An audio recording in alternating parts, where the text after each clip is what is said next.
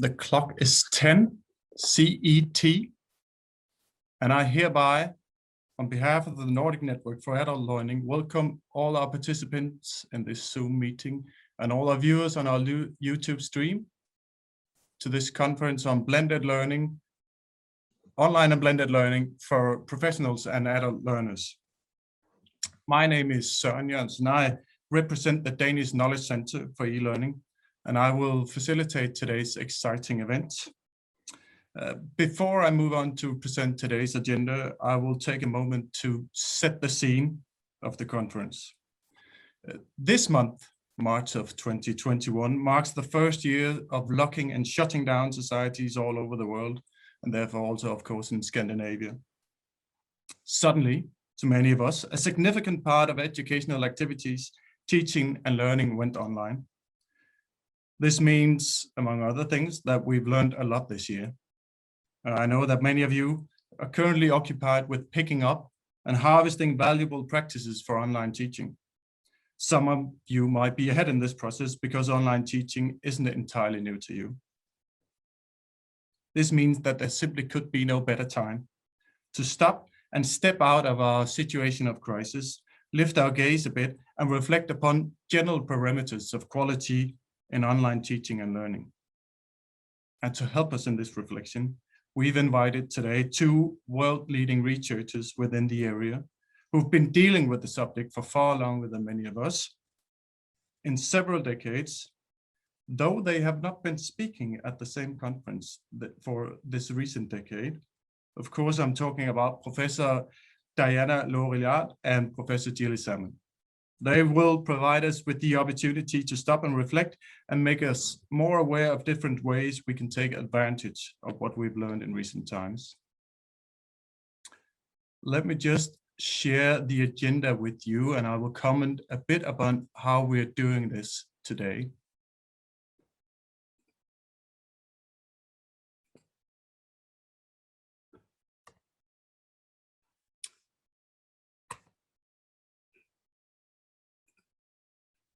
Here we've got the agenda. We've got our two keynotes, Professor Diana Laurillard at 10:10, and we've got Gilly Salmon at 11:30.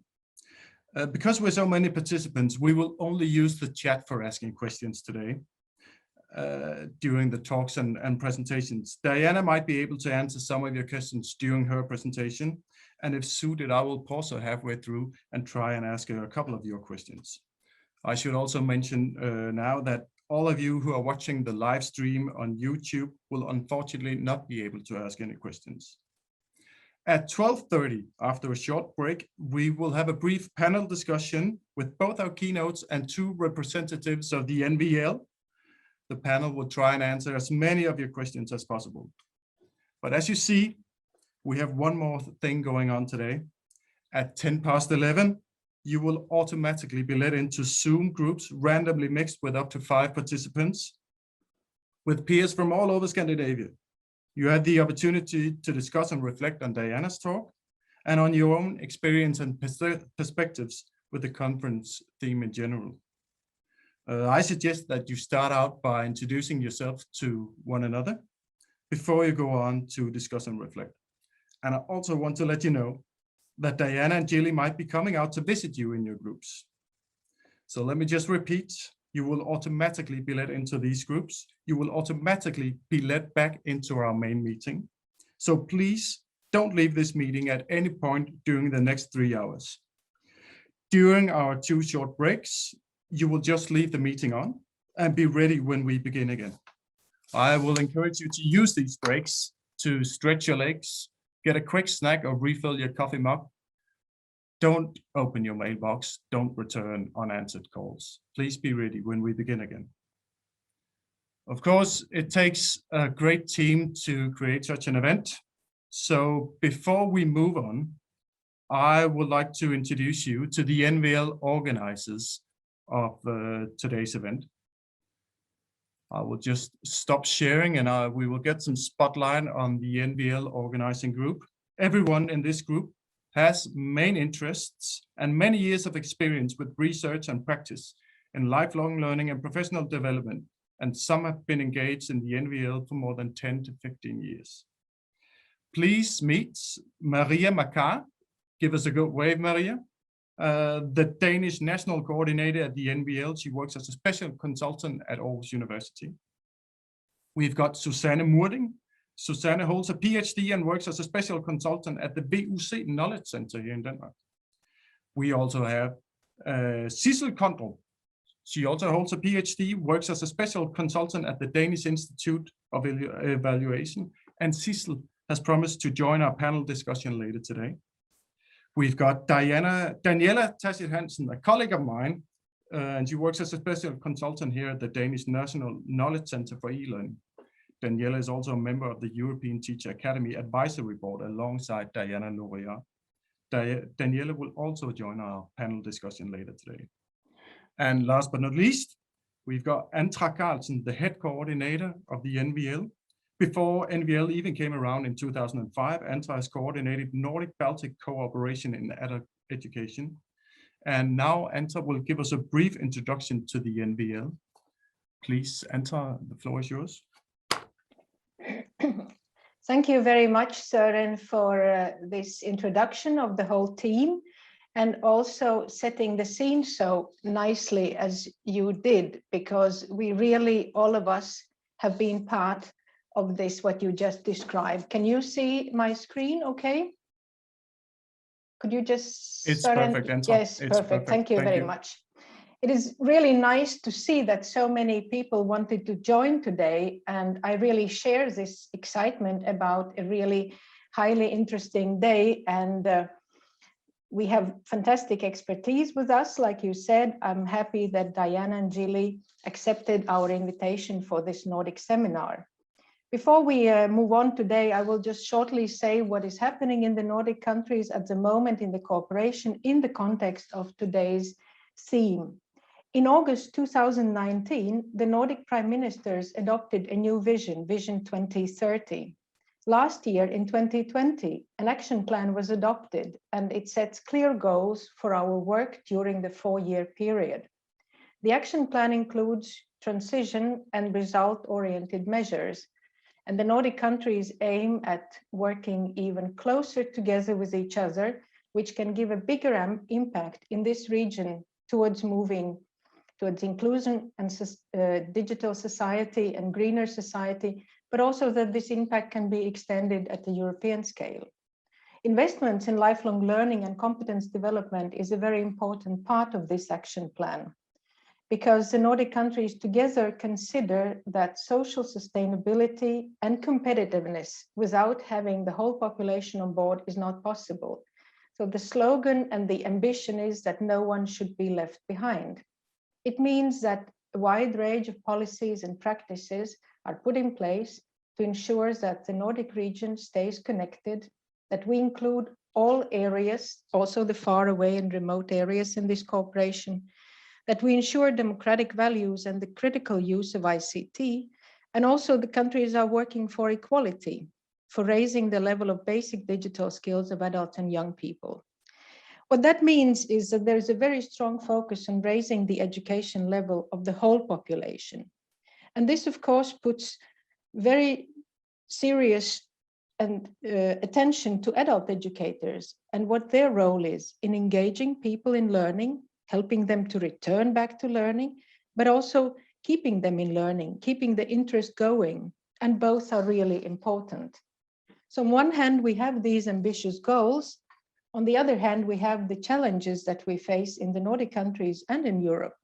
We aim for transformation to greener economy, for the use of artificial intelligence. We have to recover from the crisis that you described and the lockdown of last year.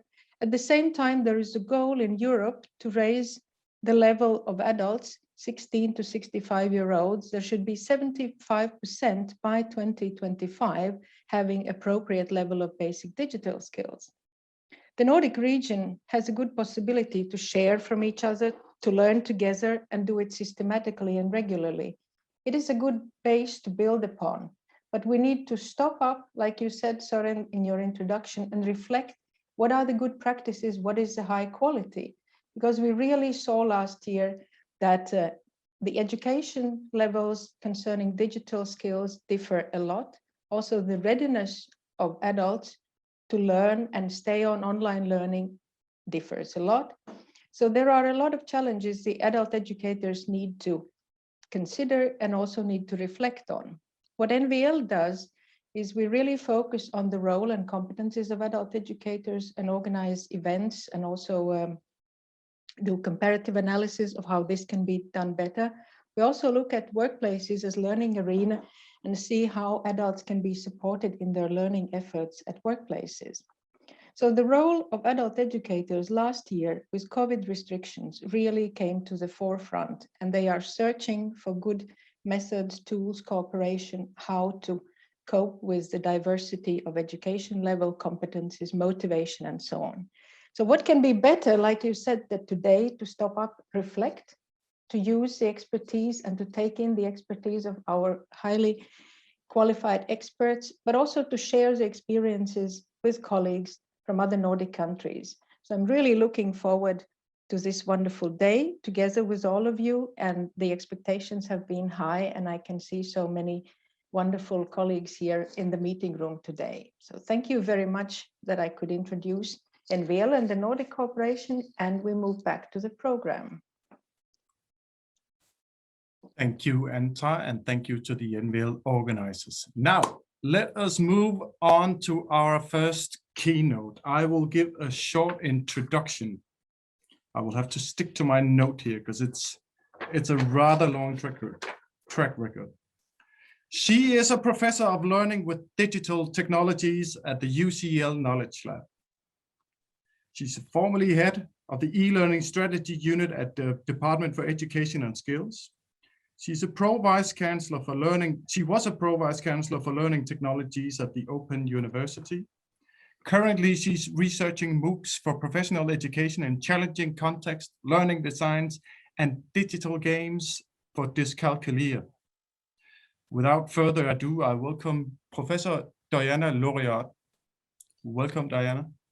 Thank you very much. I'm just going to bring up my slides, hopefully, and start the presentation, and begin, of course, by thanking you very much for this great opportunity to talk through some of the most challenging issues we have facing us after this extraordinary year we've just had, as you referred to, Søren, in your introduction. I've been given the brief to talk about online and blended learning courses of high pedagogical quality for both professionals and adult learners.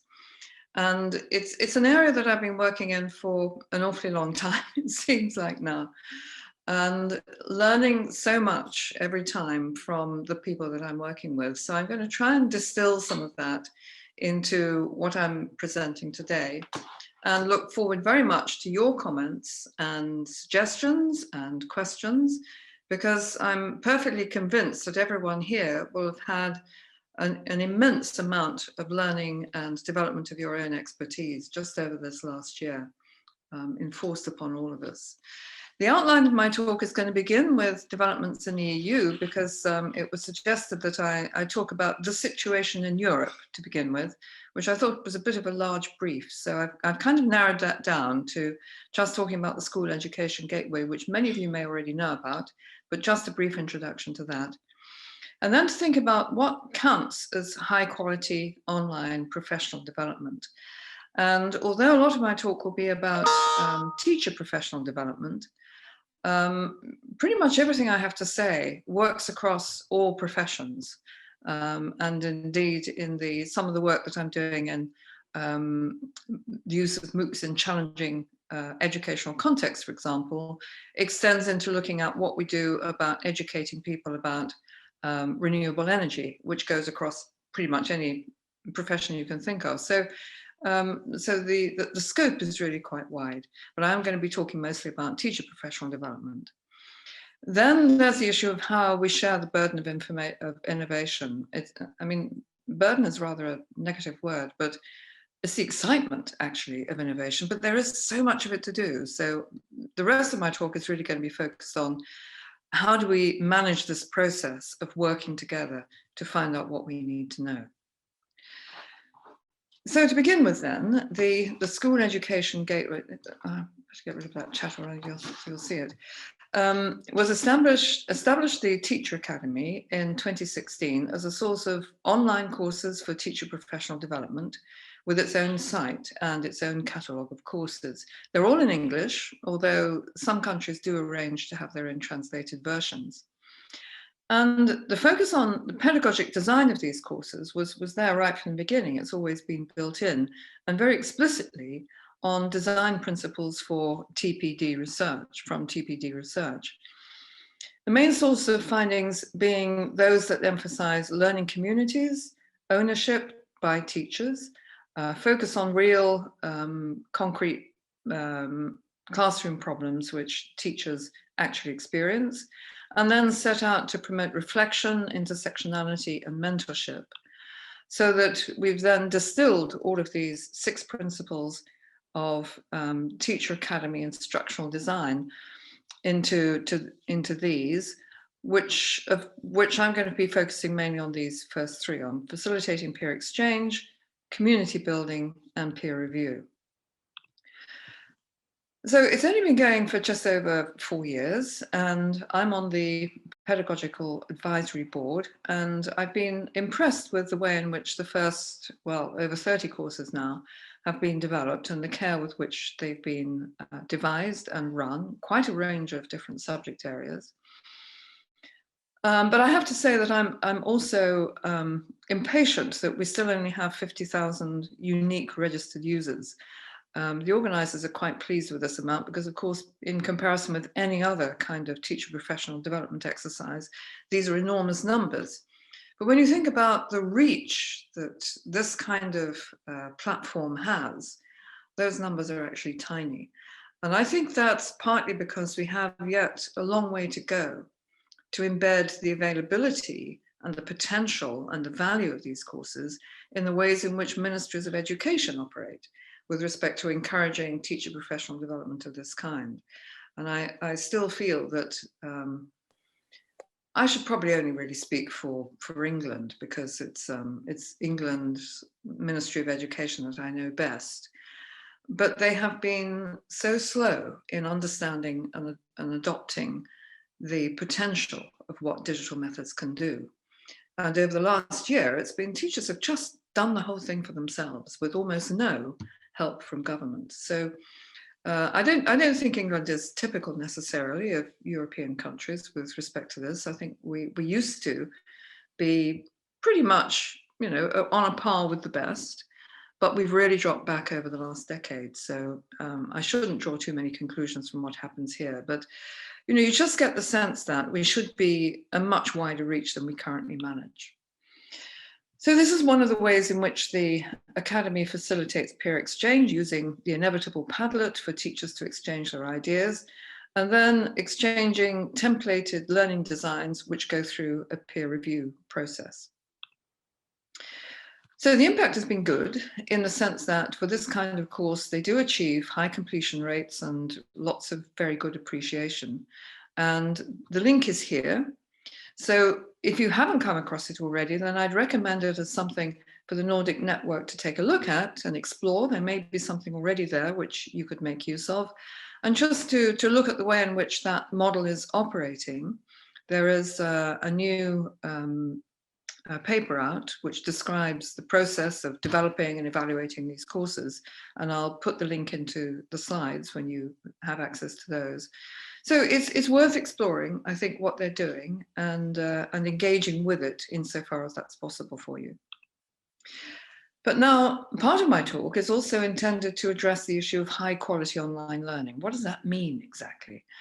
Well, when we think about learning, whether it's with technology or using conventional methods, it's absolutely essential that we begin with a clear sense of what counts as high quality learning. Well, some years ago, I developed the conversational framework to address exactly this question. The framework itself, small picture of it here, is a simple distillation of the main theories of teaching and learning, and is really, I think, the simplest way to represent the teaching learning process as basically a series of exchanges between a learner and the teacher, and between the learner and their peers, and operating at two levels of concepts and practices. And this representation of the teaching and learning process describes essentially what it takes to learn. And this is the way in which we as teachers have to think about what we're doing for our students. And what it takes to teach is understanding what it takes to learn and then nurturing that, scaffolding it, providing for it, understanding how to make that happen. So as educators, we can use this kind of framework to test the pedagogic value of the new digital methods we're now developing. And really it works across any context. All of these studies that the literature embraces come from a range of age groups, a range of levels, all subject areas, all areas of education. And it seems to work also, it seems to apply whether it's face-to-face, online, or blended learning that we're talking about. So at the heart of the framework here is a very simplified way to think about how a learner is learning. They have some concepts or knowledge, and they have some practices or skills. And at the concept level, there are those continual iterations of ideas as they're gradually developing a concept and joining it up with other concepts. And at the practice level as well, there are those continual iterations that gradually develop a skill and then more complex skills. And of course, it's also important that the concepts influence the learner's practice and vice versa in another continuous cycle of change. And that's really how we're all learning all of the time from day one. However, in formal education, oh dear, sorry, whoops, has that gone? No, it's all right. In formal education, we as teachers have to make sure that these continual cycles are actually working and the learner is indeed developing their concepts and practices together.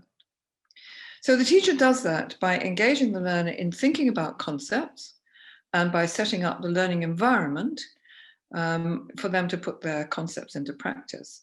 So if you're teaching research interviewing skills, for example, you might get them to practice the principles in role play sessions.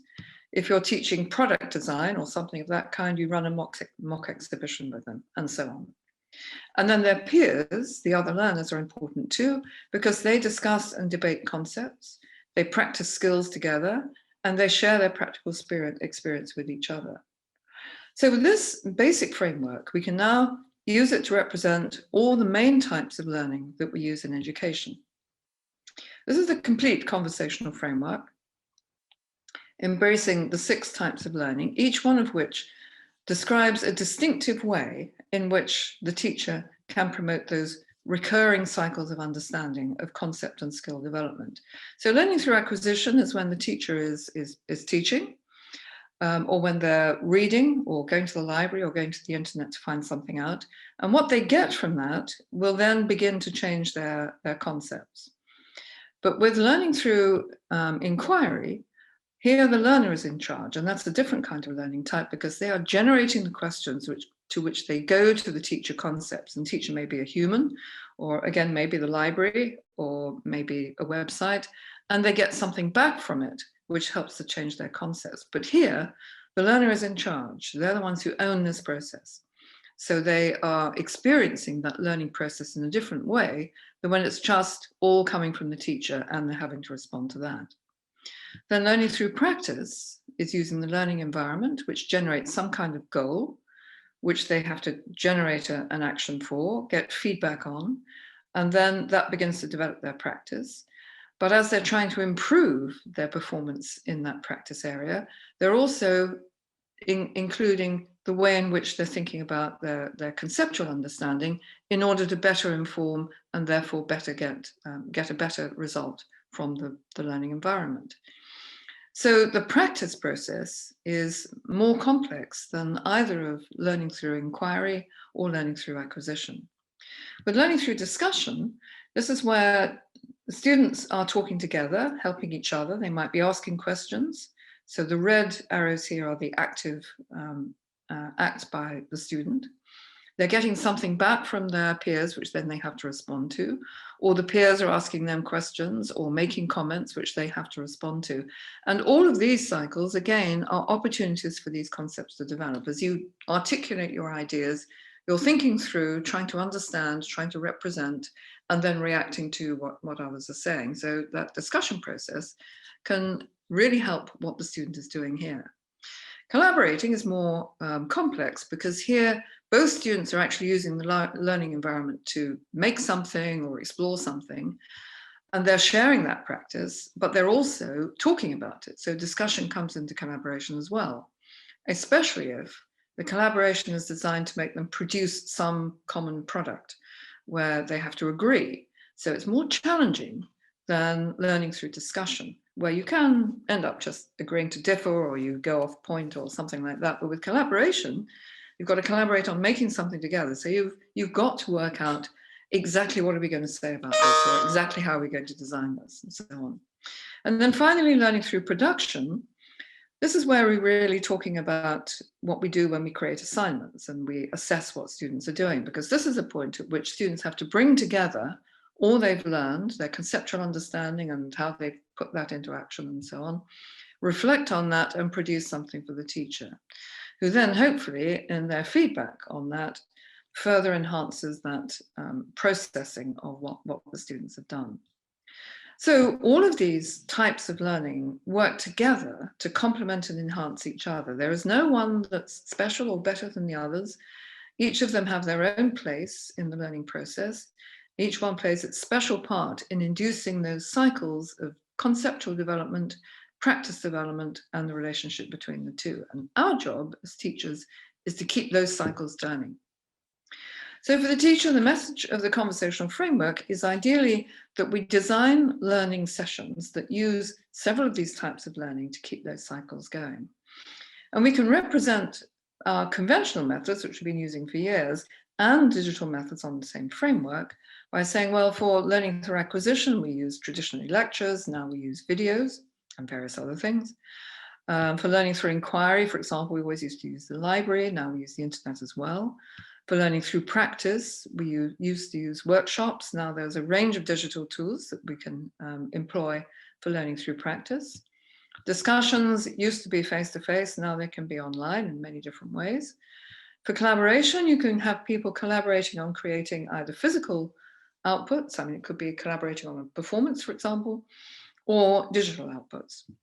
So again, the range for students has expanded greatly. And then they're producing either real or virtual outputs. So all of your traditional, conventional methods of teaching and learning should fit here somewhere. And I know it's only 6 types of learning, and people will say, well, where's problem solving or something like that? But that's in learning through practice, essentially. So trying to shoehorn everything we do into just 6 types of learning, fully embraced by a coherent network of exchanges and cycles of exchange between teachers, peers, and the learning environment, the content that they're learning, is a way of enabling teachers to think through, what am I doing here that's really going to help the students? So with that very brief introduction, let's move on to the poll. This is the only poll I have actually, where I'm asking you to think through, if you think about how your students are learning wholly online, let's say during the lockdown process, let's keep face-to-face out of it for the moment.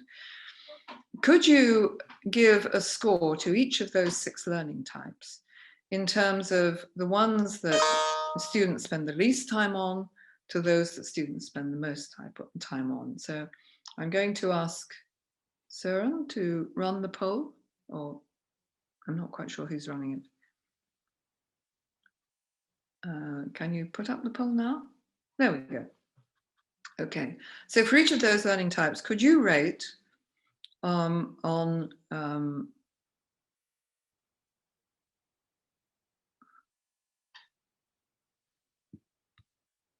yeah, so the first one is acquisition. I see how it's set out now. This first one is acquisition. So what rating would you give to that, which is pretty much the least time, or the most time would be 5. and then as you scroll through, the least time for investigation, and most time would be 5, and so on. So if you would like to place your votes, faites vos jeux. No prizes, of course.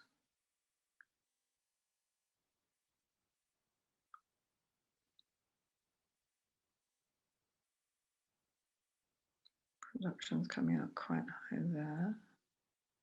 Looks as though collaboration is quite a lot on discussion. Not so much on practice.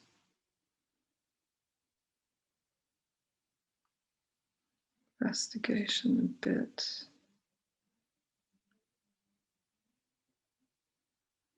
They're fairly evenly matched, actually, aren't they, the way they're coming out?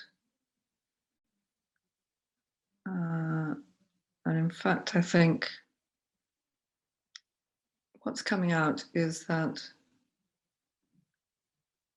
almost most of the time is spent on each one of them. Less on practice. Practice is coming out less than the others, and investigation a bit less. But there's not really all that much difference between them. Acquisition, interestingly, comes out relatively low, and I was expecting that to be quite high, because the temptation is, when you're learning wholly online, to put out an awful lot for students to do there. Yes, well, that can keep running for a bit. Let's see how that actually comes out in the end. But I think they are quite interestingly similar to each other. And do we have to end it, Soren, or can we just hide it for a bit and let people continue to vote? We will have to end it Okay. in just a. Well, it looks to me as though it's settled down, so I think that's fine. We'll end that there, and I don't know if I can end it. Yes, I can. We will we'll have just stop soon there. ending it. Yeah. Okay. So, oh, let's come back.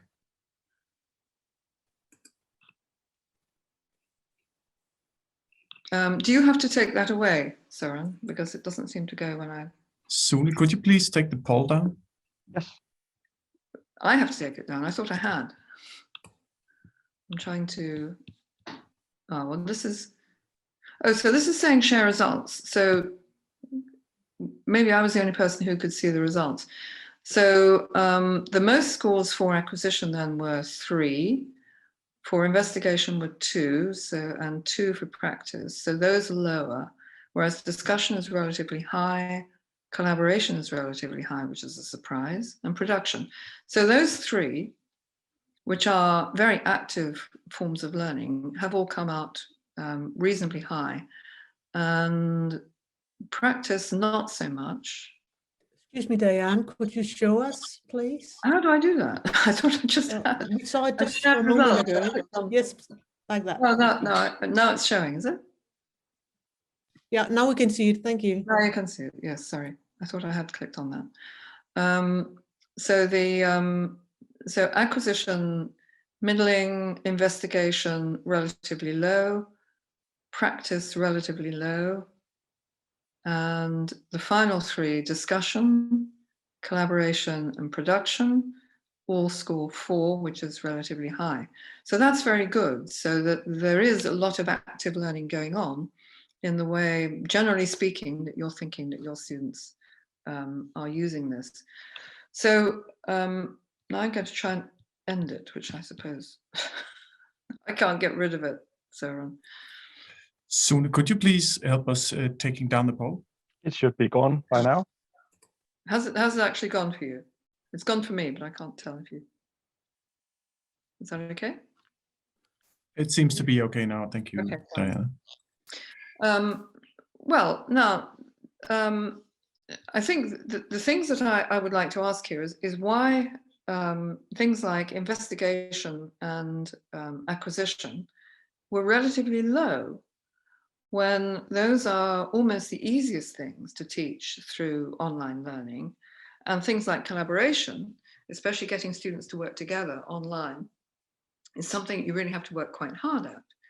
So that's one of the discussion points I think I would like to come out of this towards the end, is to think through just what are people doing. And we really need to share those learning designs, because most people find it so difficult to get students collaborating. So it'd be very interesting to hear from you on that, how we can spread that word more. So now coming to this wide range of possibilities that we now have at our disposal of how we can combine both conventional and digital methods as we go back to teaching face-to-face much more. It's evident that people are going to blend digital and conventional much more than they ever used to.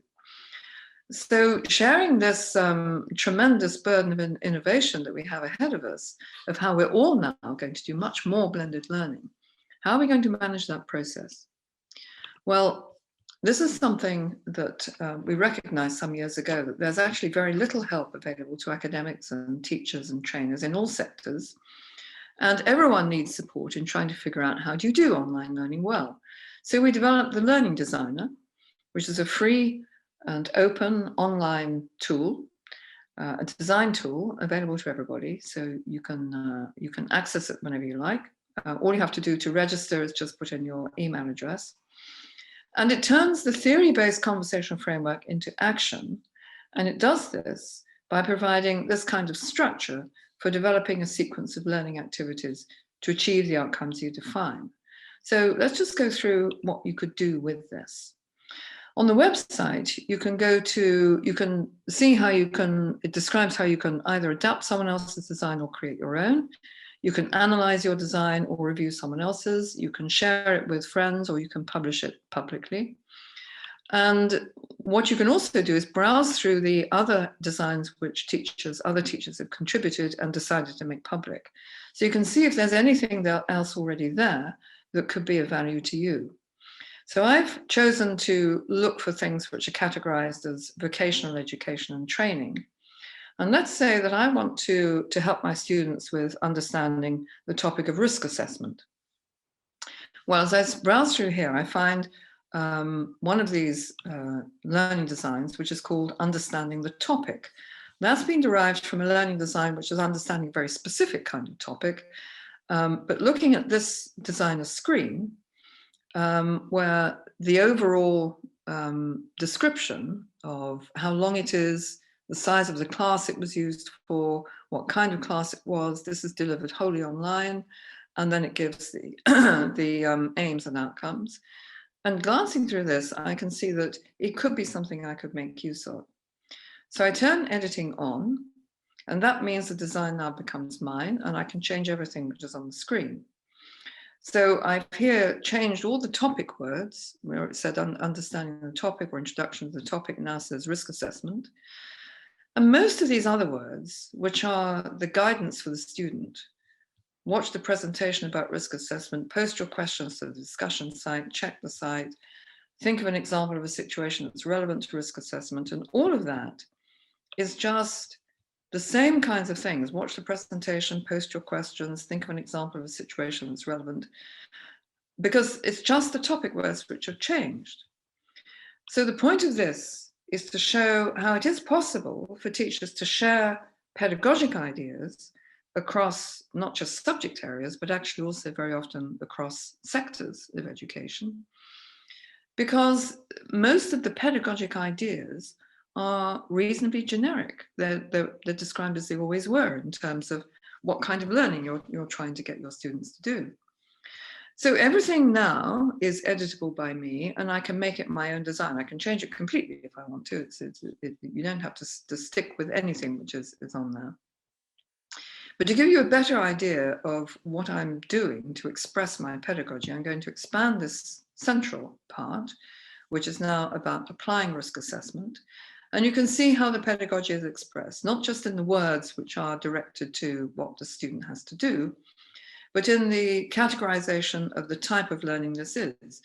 So you select the type from a drop-down menu here. So this is a produce activity, a discuss activity, a collaborate activity. You define its duration, 10 minutes, 15 minutes, 15 minutes.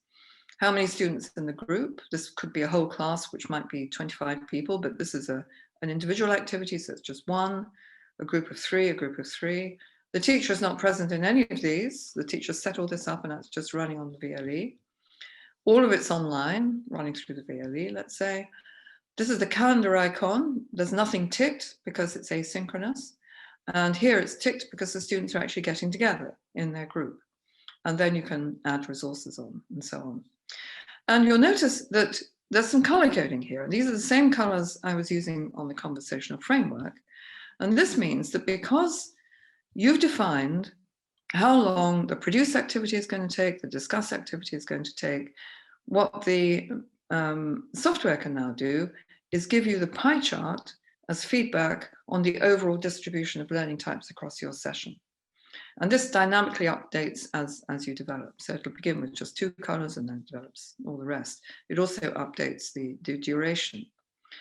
So there are various ways in which this can now provide descriptors for you. Excuse me. So now I've clicked on the analysis tab. Sorry. And we can see that we've got the pie chart representing the overall learner experience in terms of learning types. A fair amount of learning through acquisition. This is pretty much half of it is learning through discussion. And it's entirely up to me if I think that's suitable. It's wholly online, which is pale blue. The teacher is present for about 1/3 of it in giving feedback and running class discussions and so on. And just over half of it, the dark pink, is synchronous. And then we've got the expression of whether this is mostly, in this case, it's individual work, which is the pale green, small group work, and whole class activities is dark green. So we have this representation now of what my learner's experience would be like. There's no rules about it. It's entirely up to you what you do. But you as the designer now have the opportunity to reconsider, to think, is that really what I want them to do? Is this appropriate for their level and for where we are in the course and so on? But now I come to the question of how does all this help us with planning the optimal mix across all learning types? Because, as I said, we've got a tremendous amount of knowledge development to do. What are the best ways of running a blended learning session with students doing something before a synchronous session, during, what do you get them doing during the session? How do they follow through and so on? So as you're planning a week of work for your students, this is what you might put on to the learning designer. So in our TPD courses, we run activities where teachers can try out their learning designs and then share them with other teachers and do a peer review activity. And it's only through this kind of sharing and exchanging about how best to use all this plethora of different digital methods that we have at our disposal that we're going to really learn together how we're going to do the best for our students using these methods. So this is one way to do it, by running large-scale online courses which orchestrate collaborative knowledge development by education professionals. Now, this is a MOOC platform it's running on, it's FutureLearn, but we tend not to call it a massive open online course. It's more of a massive open online collaboration. So although it runs like a course, it certainly has a curriculum and there's exercises to do and so on, but much more it's really trying to orchestrate things for people to do. The current version is still running. The third run begins on the 5th of April, so there's the link to it. And the whole course is based around the learning designer, because what we're trying to do is precisely to get teachers to explore and exchange ideas, to build on what each other is doing, just as we do in the context of scientific and scholarly work in academia. We never leap into doing something in science which nobody else has ever done before without reading the literature. So you start with what's already there, with what people have looked at and discovered for themselves. You build on that, you make it your own, you do some experimentation, find something out, and then you give it back to the community. So that process in this period of extensive knowledge development that we now have to do has to be done in that same kind of collaborative process. So this is in a way what the course is trying to do. So just a quick sneak preview. In the first week, it's really starting with people where people are already at with their current teaching and the way in which they do it, how they can express that through the conversational framework, and then how you take that process online and what kind of what the conversion means. So it talks people through that process. And then in the second week, we're looking at specific learning outcomes and learning designs which might fit them. They work through a learning design. I'm so sorry about this. Too early in the morning here. To explain the concept of the water cycle in physics. So they look at that, they look at a generic version of it, and then they apply it and adopt it and adapt it to their own context and share it on, clicked too many times, on the Padlet wall. And you can see how this physics topic has spread to writing effective conclusions in academic essays, something about digital mixing desks, planet conservation plan, child development, how to conjugate verbs, and so on. So it's evidence, I think, that this idea of being able to share pedagogies, no matter what your topic or level of education, is feasible. People find ways of adapting what someone else has done and building on it and changing it and making it work within their own context.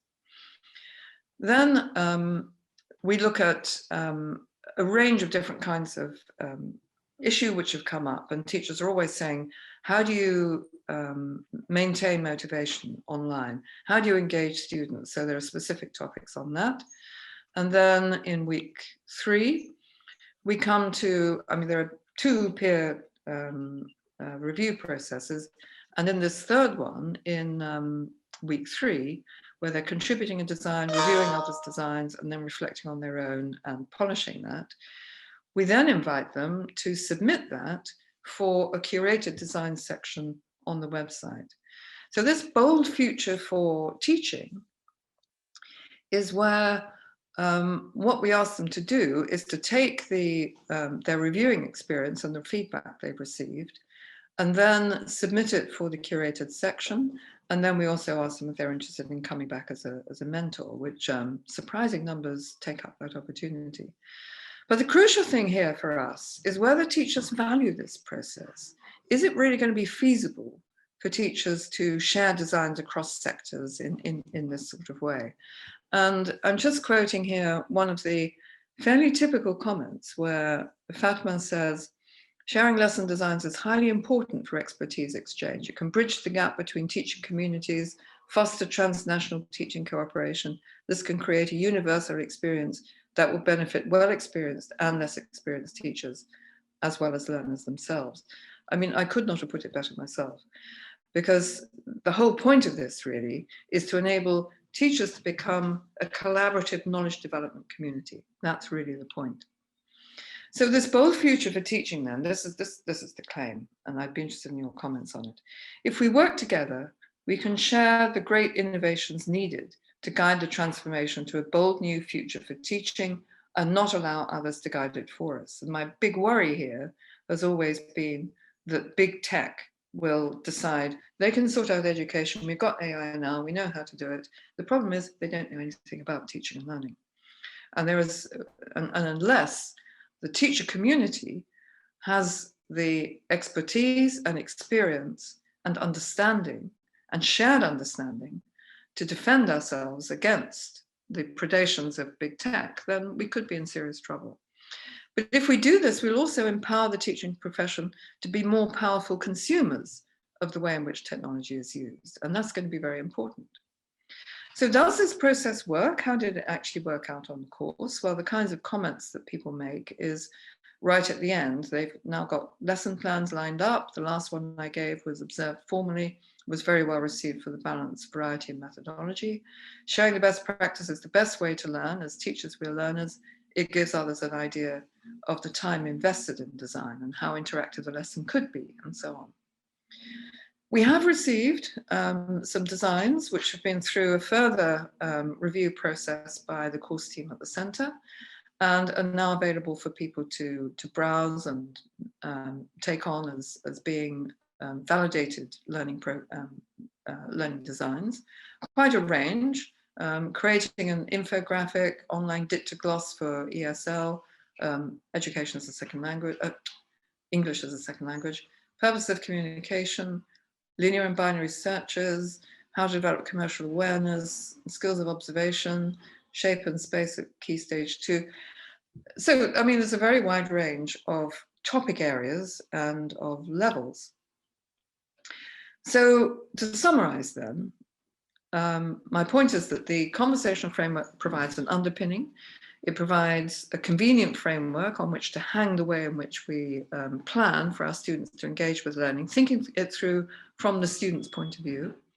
Teachers do seem to enjoy using the learning designer tool to create opportunities for blended and online learning and for exchanging ideas with other teachers. So they're not averse to this. I mean, this is not something teachers have typically done to any great extent, is to share a lot of their ideas with other teachers, and they can be quite shy about doing it, but they respond to it very well.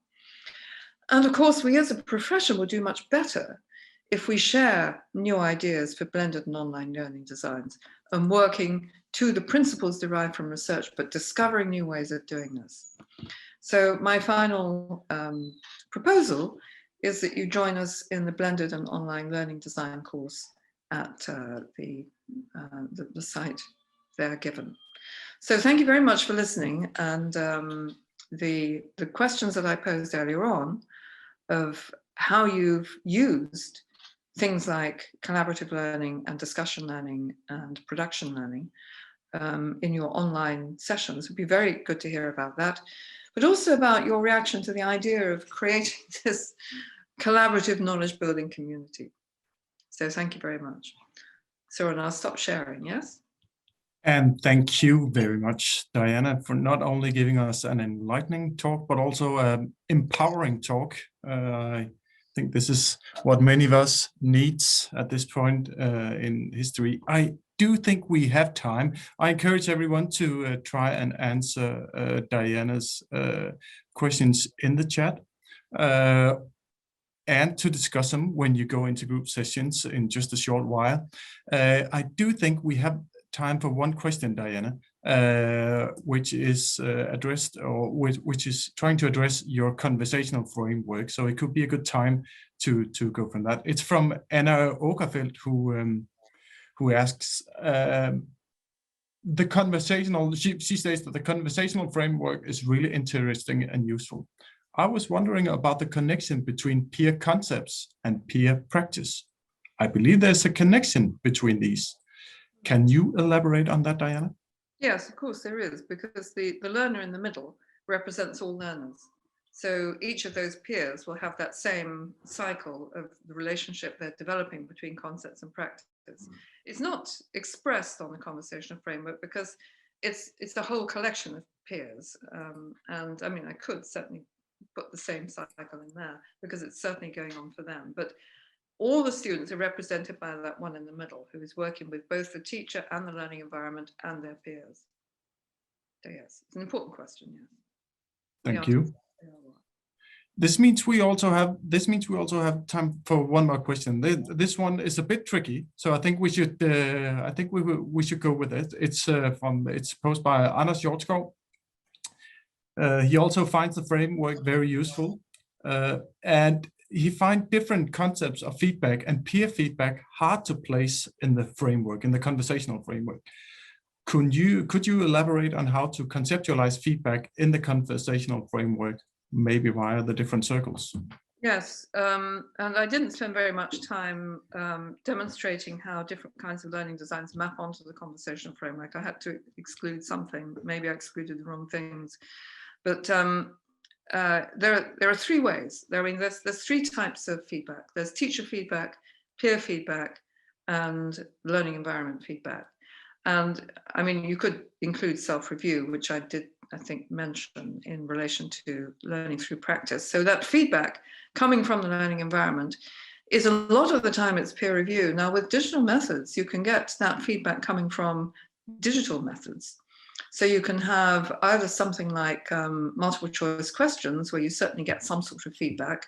It's not the best activity in the world, but you do get feedback on what you've been trying to do. You can run through a quiz several times until you get 100%. You've done something there, and that's automated feedback. There's other kinds of feedback you can get from digital tools if you have a model. So if you've got I don't know, a model of the climate crisis, for example, and you're working with a model that looks at all the main forces of influence on global mean temperature or something like that, and you've got the job of keeping the global mean temperature below 2 degrees when, I know, emissions have doubled or something like that. What do you do? So that's an operating model which you can experiment with and learn from by getting feedback from the way in which that environment is operating. Then you have teacher feedback, which is at the top left-hand part, where the teacher receives something from the student, let's say an assignment, and gives feedback on the assignment. And then from peers, it will be in discussion, to some extent in sharing practice. I mean, it's not direct feedback on what you've done, but one of the most important aspects of peer review is that you see what other people have done in relation to what you've just done yourself as an exercise, and it makes you rethink what you've done there. So there's 2 ways in which peer feedback can impact on you as well. So I'm sorry I didn't talk that through in detail, but it's a very good question. Very important. Yeah, I think so too. Very good question, and thank you for answering to such a degree. You know what, Diana, we won't be giving any more questions to you for now. We will save the rest of them for our panel discussion later on. But I will encourage everyone who finds your work interesting to look up for your recent book, Teaching as a Design Sign, which is out on Routledge. I believe there will be a link in the chat as well. Thank you. Again, thank you for an enlightening and an empowering talk. We will see you again at the panel discussion at 12:30. Lovely. Thank you very much. For now, I will address all our participants and viewers on YouTube live stream. In a short while, we're up for our first break. The break lasts until 10 minutes past 11:10. Sorry. But please don't leave this meeting room. You will automatically be led into groups of 5. Where we have put up a couple of questions for you. I will put them up on a slide in just a little while. And also I encourage you to take some of Diana's discussion points out into your group sessions.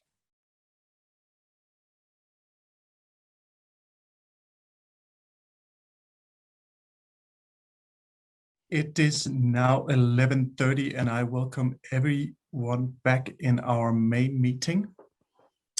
I hope you took the chance to discuss a bit with peers from all over Scandinavia. I know that this specific way of learning, actively constructing knowledge and dialogue with peers, lies at the heart of our next keynote. She is now a facilitator and consultant from Education Alchemist.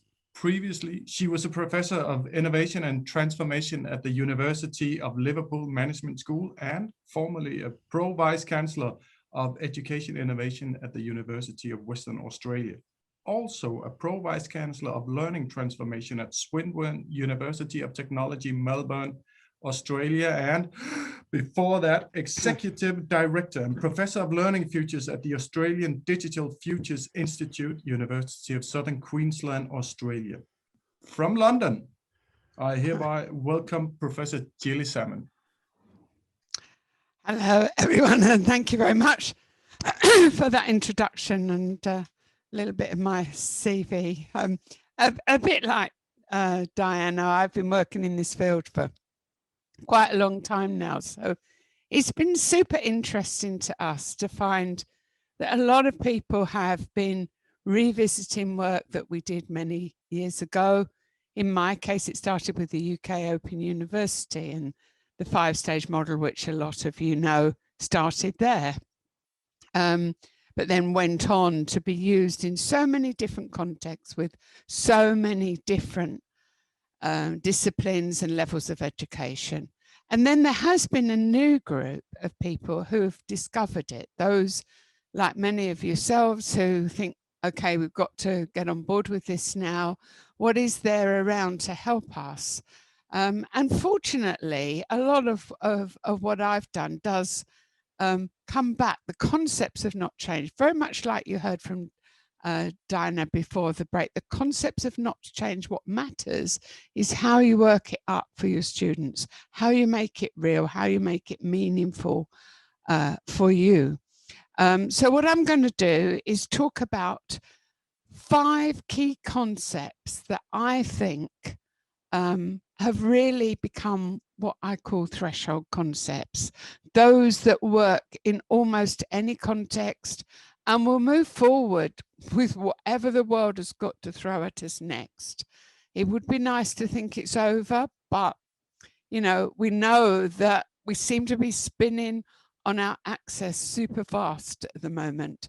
So if you've got sort of something to hang on tight to that you can apply, you can use, then I think that's the way to go. And I think that's the way I'm staying sane at the moment. So I hope it'll help all of you as well. So I will put my slides up. I did a few pretty things with them because I rather liked the colors and stuff. Once a designer, always a bit of a designer. And since I can't get people in my house to redesign my house at the moment, I'm having to put them into my PowerPoint slides instead. So we can have a competition about what colors you like best. No, sorry, that's not what it's about, is it? Okay, so what I'm going to say to you, can you jolly well grasp the disruption? Because you know, what's been saying to us for such a long time is we've got to change, we've got to transform, we've got to do things differently. And really, for a lot of us, we like to do what we knew worked for our students, which was viable for us. But one of the key things about disruption is that it does help you to rethink, to think a bit differently, and most importantly, to reconstruct in a different way. And when you look at the big, powerful forces that are going on for us at the moment, it'd be very interested, say if we met in a year's time, to see whether the massive disruption, massive disruption, some of it really tragic and challenging, actually has opened new pathways for us to construct things differently. So we're going to start off with just a bit of a poll. My question is, where do you think adult and professional education might go next? So it could revert. We could pretty much say, whew, that's over. We've all been vaccinated. We're all going to wear our masks. We know about socially distancing. And, you know, we'll go back to where we were because we've recognized what was so good about it. My goodness, have we done that? Or maybe we can say, well, okay, we'll keep the good bits and we'll adapt. Or maybe it's this idea of transforming. You know, transform means you're still using the same resources, but you're actually doing something quite different. And evolving means perhaps small baby steps that we can have a plan. So I don't know whether those English words mean anything to you, but they're kind of anything from going back to how far and how fast we're going to go forward. So, Johanna, if we can have the poll up, we're going to have a little bit of a look at this. Do you expect, can you anticipate, what is your foresight that the adult and professional learning in your country, your institution, is most likely to happen? So let's go, have a go. Okay, it's a year's time. What's happened? We will all be there to tell the tale. Lots of people evolving, lots of people evolving. 3 people so far think it's going to revert. lot of adapting. 26 people think we're going to transform. Who's going to follow me to Mars and start adult and professional learning there? I've been super excited. I'm a complete and absolute amateur astrologer, but I absolutely love to think of us landing on Mars and starting our learning there. So that's my transforming. So revert, adapt. Anyone else want to take a vote? We're nearly there for everyone online. So just a few more, please. So evolve. Okay, that's interesting because it suggests to me something spiral and something circular, and perhaps a bit emergent rather than two directional, and evolve as one, I think. Evolve as one. But there's still 48 votes for adapt and 30 for transform, and just 4 who think it's going to go back to where it was. So, okay, thanks everyone. You can take the poll down now, Johanni. Thank you very much. So what I'm going to talk to you about first is my take on threshold concepts. I don't know whether you use threshold concepts in your teaching or have come across them. If you haven't, it's a great one to have a look at. I mean, in a way, a lot of what Diana was talking about in her talk was really a massive threshold concept. It's a way of thinking. It's a way of moving us along this kind of pathway.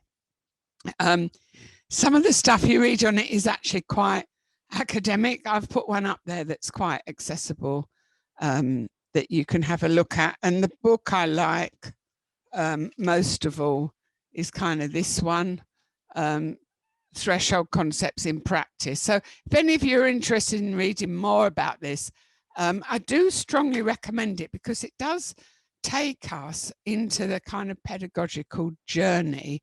What do we need to do to get students from where they were to becoming a professional, not just the learning outcomes for the course that we're teaching? So it is a slightly wider take, and I think super helpful for evolving, really, on that. So there's a number of characteristics of them. How do you recognize them? So one thing is they are transformative. In other words, it changes your way of thinking about things. They're typically troublesome, which means that actually often as teachers we don't really want to tackle them, and students don't either. But it does mean that that's a clue to finding them. What do your students find most difficult to grasp? That's probably where you should put your effort. And they're irreversible, which means that when you jump through a portal and say move to becoming something that you were to something that you will be, it's hard to look back. So think of it like a black hole. You've gone through the gateway and you're now the other side. And actually, that's quite hard for us because it means it's really hard for us to get back into the mind of being a student and not knowing. But also, as a systems thinker, I think the idea that it integrates, in other words, it promotes systems thinking and it helps people to look at the bigger picture. And those are all really important third decade of the 21st century thinking. And it's also really important for us. So I hope you will, have a bit of a look at the idea of threshold concepts, because I think it will help you when you're looking to do your evolving or your transforming or your adapting, even your reverting maybe.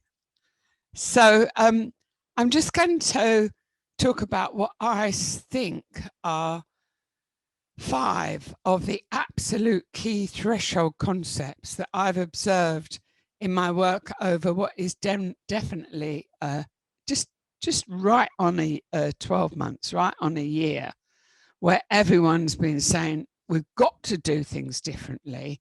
What kind of threshold concepts have been going on and how can we build on them? So a year and a day ago, most of us were kind of lone wolves. We were able to determine our own fate as teachers. We took a lot of decisions on our own behalf and felt that was the right thing to do for our students. But it did mean that a lot of our teaching was very much focused on what we did, not so much on what they did. And then we were subject to the physical limitations of the building, you know, so contact hours, room schedules tended to dominate our thinking, and obviously were very annoying as well, especially the room scheduling. So we had to work out if we had space in the car park. And, you know, it was always, you know, our headspace was very much occupied. And yet over the last year, I've heard the word design much, much, much more.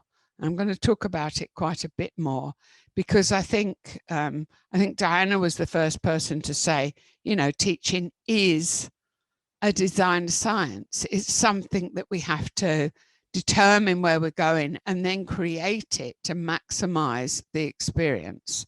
And that really sums up a lot of what we're needing to do and what we're needing to do now. And then from my pedagogical work, the aspect of scaffolding, you know, scaffolding, building a strong foundation and enabling people to gradually climb up that ladder. Because an awful lot of us jumped online and then thought, where do we go next? How do we solve the problems? And probably the thing that most academic teachers in adult and professional education ask me most about is the term equivalence. Sorry, I don't know what the word is in your languages, but I'm sure you can work it out. So equivalence essentially means that the outcomes from what you do are the same or maybe even better than they were when you did it the traditional way. And of course, it's essential if you're going to change what you do. We can't experiment on students until we completely get it right. We need to have a good idea that they're going to have at least as good an outcome as they would have done if they'd done it a different way.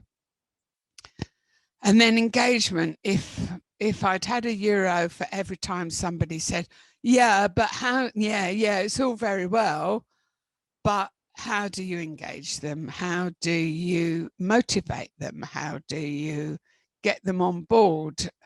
And actually, I'm okay, but how do I engage with all my colleagues? They're not doing this. So this whole thing about engage with each other is really a sort of such a key issue and such a key concept. And then I think not at the beginning, but possibly in the last few months, people are starting to say exactly what you've said in your poll. Well, okay, we are learning. We've learned so much throughout the pandemic.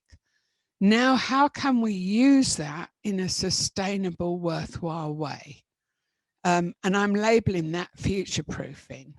So it's as I'm saying, you need things that really are going to help you regardless of what uncertainties are thrown at you and your students. So to get the idea of threshold concepts, and I'm going to talk a bit more about those 5 now and give you some ideas of how you could adopt and adapt them to suit your teaching.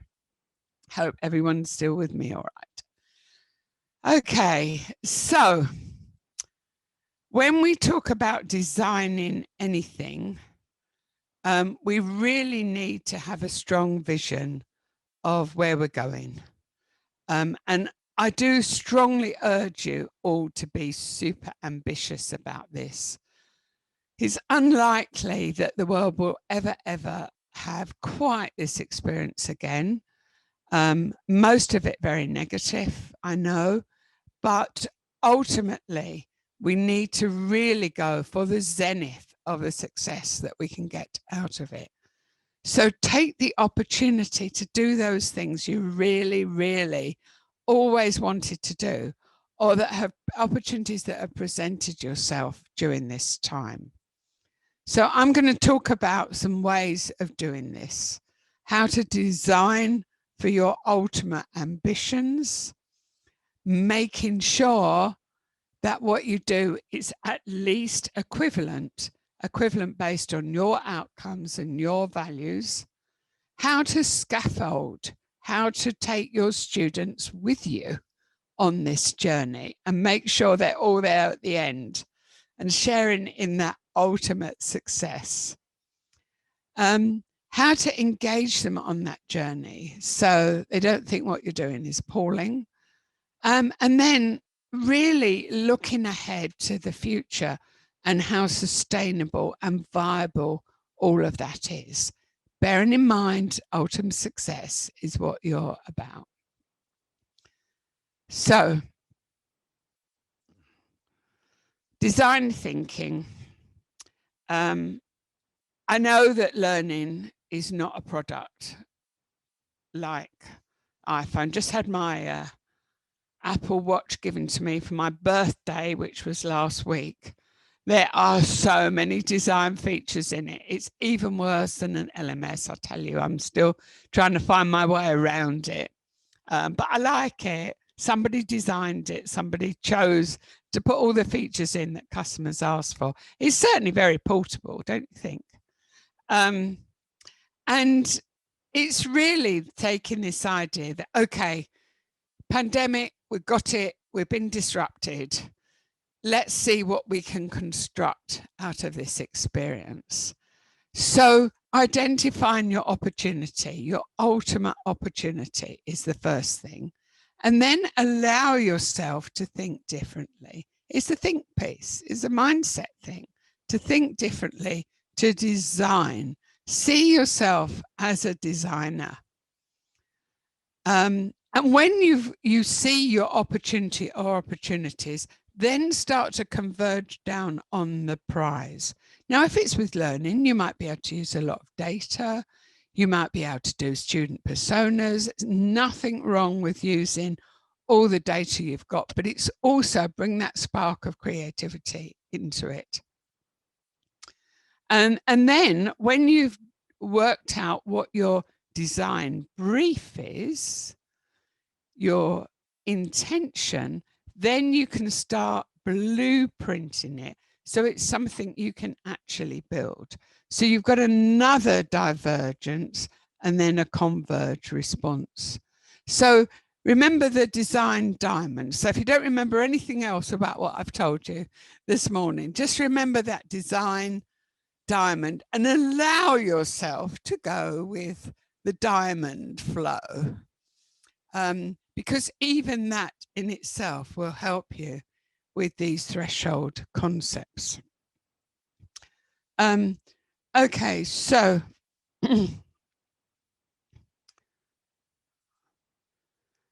then you need a methodology for working with others. It's not a single thing you can do on your own.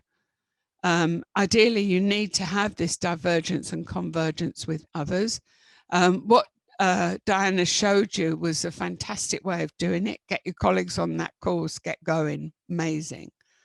I'll show you what I do for that, which again is based on the same sorts of principles, a strong pedagogy, and then a way of applying it.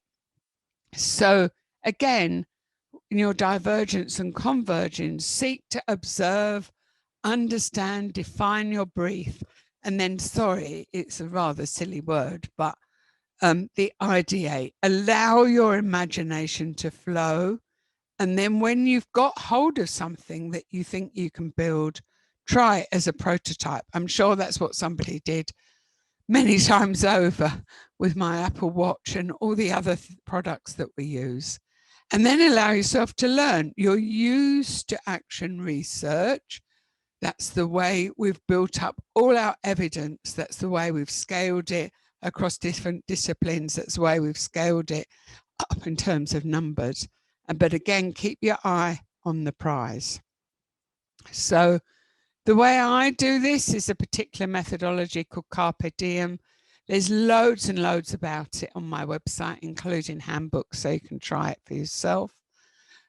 What's in it is not particularly surprising. So it goes from the blueprint to the storyboard to building a prototype to checking reality as a group to adjusting, action research, and most importantly, a clear action plan.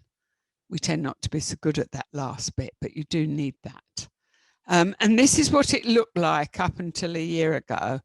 Had hundreds and hundreds of hours of great fun and really, really working together. I'll show you what it looks like now that we've digitalized it all. And essentially, you already know how to do this. You already know what all your building blocks are. You just need to pull it together in a different way and then put them back together in the design process. So rather than assuming they'll slide across, you need to actually deconstruct them and then reconstruct them in a different way. And the way I think about is it on campus or is it online is a bit differently. I do actually make sure that synchronous means either in a place together or online together, and then asynchronous is over time. I think if you think about it this way, you'll give yourself more flexibility should you come back to the point where we have any more lockdowns. Okay, so I'm just going to briefly share a reminder of the 5-stage model. There's lots on this on YouTube and on my website. But for those who are not familiar, it's just a reminder, it's a grounded model. It was originally produced from research with Open University students in the business school in the very early days of online networking. When I published the first book on it, it was the year 2000, and I was lucky then that I got lots of opportunity to build it up. Originally, it was a professional development model to help teachers understand what is likely to happen when students move online. But afterwards, it was turned in by everyone who read the book into a design model. So it starts off with access and motivation. By access and motivation, I mean this. Access means that everyone needs to feel comfortable, happy, and supported in their learning, right from the word go, and not frightened to take part. And you can't apply motivation to someone else, but you can create the environment that it makes it more likely they will be motivated. Those are your two absolute building blocks. Forget about the rest unless you've got them. And then your online team building or your collaboration. In the model, it's called socialization. So it means socialization in that sense, not socializing, socialization. In other words, you're building a little culture of its own. You're enabling people to relate, contribute, work together. And you need to do that next before you go on to give them anything else to do. If you want your groups to work, if you want that true engagement, if you want students to still be there when you get to stage 5. And then you can give them activities to do that are basically about cooperation. Now, by cooperation, I mean that at this stage, most students will still be in pursuit of their individual goals. They will still have their eye on their prize, which will probably be assessment, passing the course. And while they'll be getting the idea of working with others, they still want to know what's in it for them. You've seen that many times, I know you have. But if you get them working well at the cooperation stage, at stage 3, you will then be able to move on to what we call knowledge construction. And this is where you get true collaboration, where they can be in pursuit of joint goals and everyone's making a contribution. and where you will get the knowledge construction discussions going on, where they will be applying it to their real situations. So it's worth going through these stages so that you get them to this collaboration stage, because that's probably where you're heading. There's just not a silver bullet that you can do right at the beginning, but take a little bit of time to go through these stages. It works with asynchronous learning, it works with synchronous learning. And when you think about it, it's similar to what you do in face-to-face situations. There is another stage that works particularly well with the 5-stage model, and that's the metacognitive part of it. In other words, encouraging students to look back, to look forward, to understand how they are learning, as well as what they are learning. And this is an indicator of more mature learners. And if you can give them the opportunity to do that, build that into their activities, then you're doing them a great favor, and all the teachers who follow you as well. So it's quite a simple model, but it has been very well rehearsed. So if you want to sort of answer some of those questions of how do I engage, how do I get them into more in-depth, meaningful learning, how do I get the groups work together, this is the way to do it. And I just want to say something a little bit about feedback. Online, you do need to actively ensure that feedback happens even more frequently than in the class situation, where it does happen constantly from the environment naturally, from other students, from listening to other people's questions. You need to construct it, design it in a bit more for online and blended learning. This is from a seminar that I did quite recently, where I put together all the tips on feedback. My participants particularly liked it and called it the Salmon approach to top tips for feedback. So it's all fish, okay? And essentially on the right-hand side, the darker blue fish are what you need to build in. Modeling, frequent feedback, multi-format, purposeful feedback. And on the other side, the turquoise fish are the ones that what you can expect your students to do. You know, get them to understand, agree actions, make comparisons for themselves. But most importantly, when you're building it in, make sure they do it often. So when you're trying to do all of this scaffolding, you really do need to align. Do you remember all those components that you deconstructed before? You need to put them back together so there's some idea of it. And this is really this constructive alignment. I've given you a link there so you can have a look at what it might mean for you. But essentially, it's constructing an experience for learning through learning activities. And this is really pedagogy. This is what's meant by pedagogy, that you actually create something that the learner then is able to follow. It's a pathway, it's a journey. Pedagogy, slave walking the children to school, that's where the root of it was. So you're the slave now of creating the environment for others to follow. So how do you make this all work? Let's just go back to the idea of design. I don't know whether anybody knows who this is, but it's Walt Disney. And he invented storyboarding originally for animated cartoons and then went on to make action movies.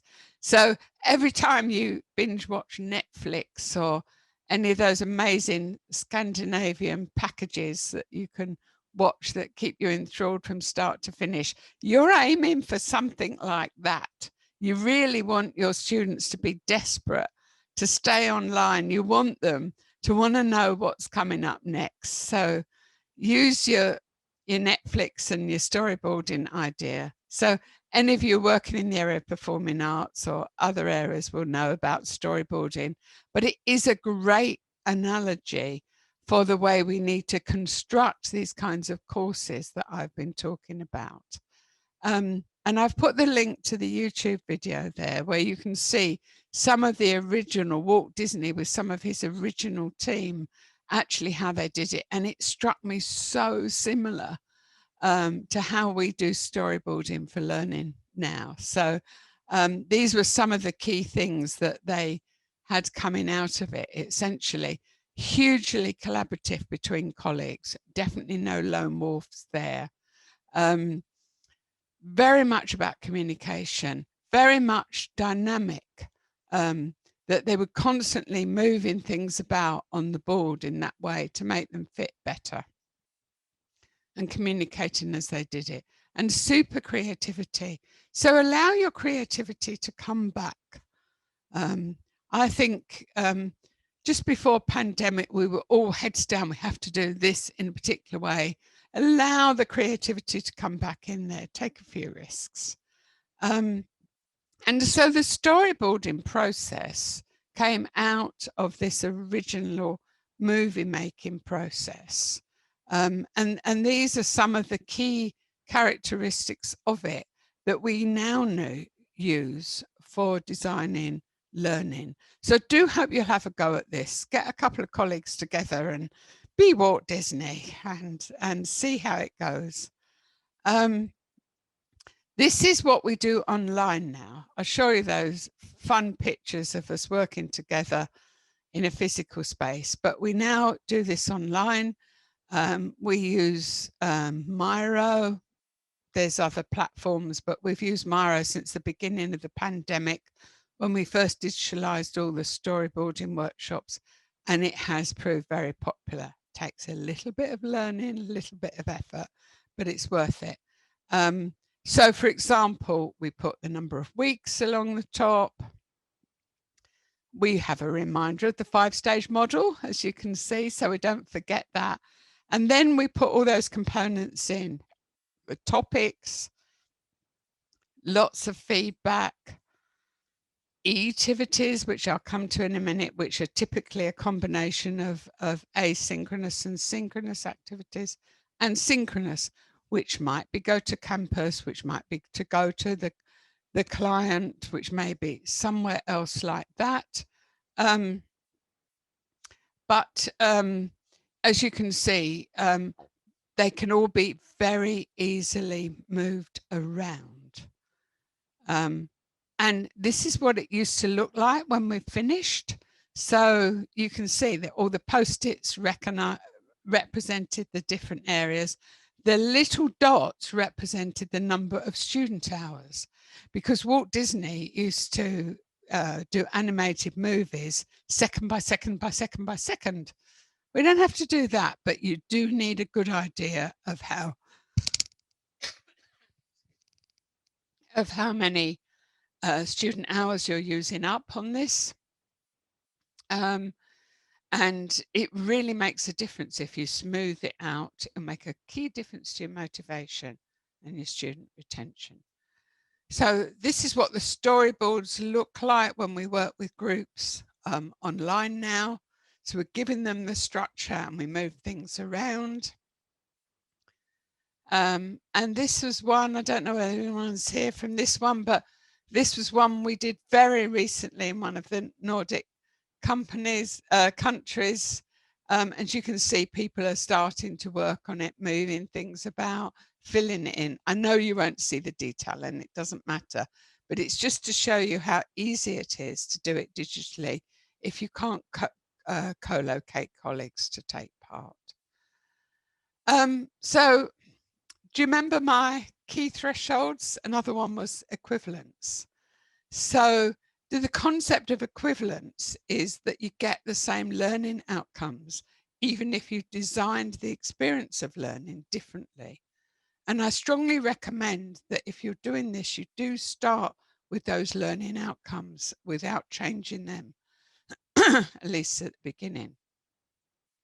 So, you know, the mantra is that these events provide experiences of equal value for learners, regardless of the mode, which makes it possible, as we're doing now, to say, design a course that's in 3 different modes with identical learning outcomes, which would typically be on campus with blend, part-time, and 100% online, for example. But we do build in threshold concepts so that we've got ways of helping us through that journey, as well as looking at the outcome. I've put a link in there. This was a blog that I wrote about last May. It was 2 or 3 months into the pandemic, because so many people were asking me about, oh, but it can't be the same. It can't be the same. Yes, it can be the same. And amazingly, it can even be better. Would you believe it? Don't tell anyone I told you, but I think you've got to allow for emergent properties and value. And I've got a little research project running about what these are at the moment. And they are typically flexibility. Well, that's fairly obvious. Reduction of discrimination is an extraordinary one. Although a lot of people are worried about students working from home, actually it does provide the opportunity for less discrimination, especially if you build the groups up through the 5-stage model and allow them to be comfortable with that. It allows much more contextualization and personalization. I'll show you an example of that in a minute. It gives you access to resources. You can keep them all in one place, but probably most of all, it promotes collaboration with people that they wouldn't normally collaborate with. So I'm just saying, if you design for the outcomes, also allow for them to surprise you and get even better outcomes than before. Couple of brief examples. I've put the links up here in case anyone's interested in health. But about 1/3 of my work throughout the pandemic has been on providing virtual placements for health and training staff on how to do these. And this has turned into something quite amazing, and it's been very productive and constructive. There's a log jam, and before the pandemic started, it was already becoming quite difficult to provide enough clinical placements for staff in all the allied health and nursing areas. And we started providing, really as an emergency response, entirely online placements, and then to our astonishment found that their clinical reasoning was better than if they went to an in situ placement, that their collaboration across the multiple health professions was better. So again, we use the minimum learning outcomes for the placement. And then we found actually they did do better. So the very first one we did was with occupational therapists, but we've now worked with 25 different professions using the basic model of alternative placement. So if you're interested in that, there's quite a lot of stuff on there, and there's some videos on our YouTube channel as well. The project is called PEEP, P-E-E-P, stands for Peer Enhanced Placements. So any of you interested in that, it's been a great way both to solve the logjam of clinical placements and also to add value to them. This is one example of an adoption. This is a UK university that has done literally weeks and weeks of online placements. Many of these students simply would not have progressed because the placement was a requirement of their degree or even to complete their degree. And so there's lots of ways in which you can use online in a constructive way. This is another area I'm working with. A similar thing happened, has happened in the health hospital and environments, as happened also in law courts. So there's now a huge logjam of criminal cases waiting to be heard. So we've been working with helping law students to understand how to do everything that they have to do as lawyers, but in virtual environments. So back to scaffolding. You'll remember that I said the 5-stage model provides you with a great framework, but quite early on in the 5-stage model, a lot of teachers were asking me that they wanted more micro design opportunities.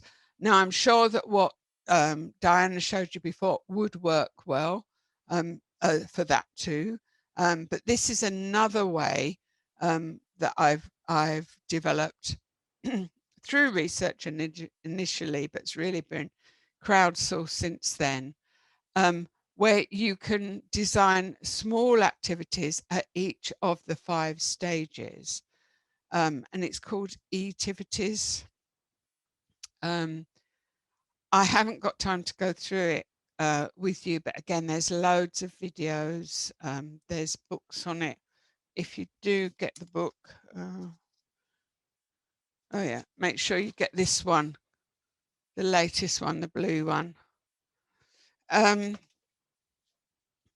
But this is essentially the composition of an activity. Just want to mention a few things that are important. When it must be very purposeful. Please be blatant about telling students why they're doing it. It may sound like a complete blinding flash of the obvious, but it is actually super important that you tell them. Make sure there's loads of feedback and that the activities align to the feedback and are built in. Make sure the instructions are super clear without the students having to refer to you. And the timing, calendar timing, how long it will last, and also how many hours they're expected to spend on it. And then there's the spark. The spark is something to get the dialogue or the activity going. It's not the whole story. It's just something to spark off their interest. And then this is quite important. Expect every student to make an individual contribution or posting and then to take part together. And if you sequence that, you'll find you'll get much better involvement and engagement. This is what you would do in class. You know, it's the snowball effect. And then, and only then, do you come in as the teacher, the tutor, to give summary and feedback. And you'll tell them when that is. You can put it in your diary. It super works. So it's a very easy way of prototyping to try it out. So some people use it, you know, just for 1 or 2 to see how it works for their area. Other people build whole courses on it. Either is fine. This is what developing activities used to look like.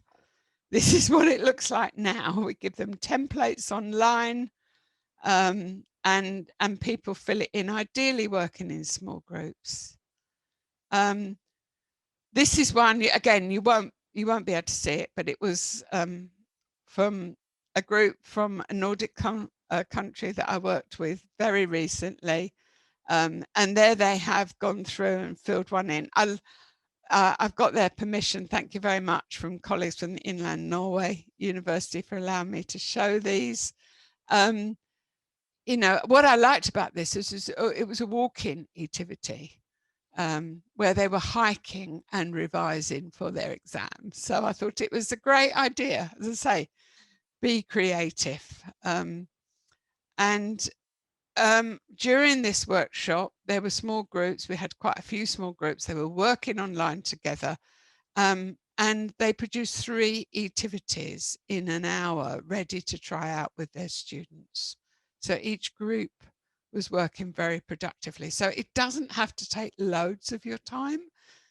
Certainly, if you become a designer, you've got to spend some time on it, but it hasn't got to be the next year. You can do something now that you can try out next week. Next one is an example, couple of example of the activities. Just checking my timing. I'm probably about 2 minutes behind. Hope that's okay. This is one using mobile phones, using the Sparky's movies, the Hudson's River landing. Do you remember that amazing thing where the pilot took off from LaGuardia Airport and then landed on the Hudson River and everybody got out safely? But it's getting people to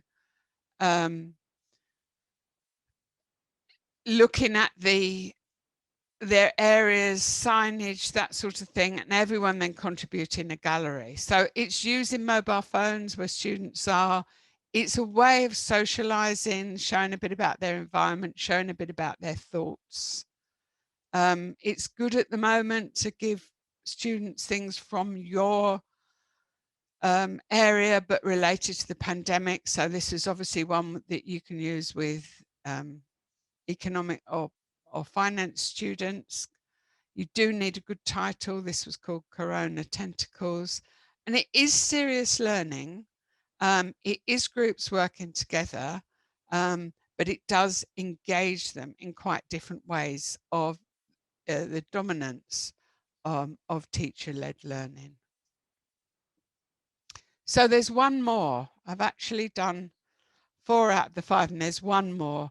And because I'm heading for a run out of time, then I'll just briefly say that this is about using what we know about the future. It's true, it's super uncertain, but there are some things that we can extrapolate. So this is a paper I wrote about 18 months ago. It's quite open. And it's looking back at industrial revolutions and also all the other sorts of revolutions that are going on in society and globalization, and indeed in education, and looking forward to something that we call Education 4.0, so that when you do your design work from now on, you're looking to the future rather than looking to the past. So have a look and see if it can inspire you. We also do a lot of visualization. This was one that we did. It took 1 hour with a highly collaborative online group at last year's Online Educa Berlin, which was an online conference last year. And then our visual artists built it into something that reminded them of where they think they're going to go by 2026. That you can see the YouTube videos of that online, so you can have a look for yourself to see if there's anything in there for you. And also, I'm working, as I mentioned, with law quite a lot at the moment, and you'll see that law is starting to be seen as a key aspect of society, and is also transforming, as many sectors are, as a result of education, Industrial Revolution 4.0, particularly, for example, in relationship to AI. And so this is a nice project where the University of Oxford is getting computer science students to work with lawyers, and they're both benefiting from working to each other. So that's what I mean by a bit of creative thinking. So this is really where you've got to take what I call creative swiping. For example, multi-user games, binge learning, things like that. Take it from other sectors and jump over rather than going through everything else. So that's my reminder of my 3 of my threshold concepts. So I hope you'll have a look at those. I have talked about each one a bit: design, scaffolding, equivalence, engagement, and sustainability. And these are the actual concepts. Now, we've got another little poll. Johanny, can we have that poll up?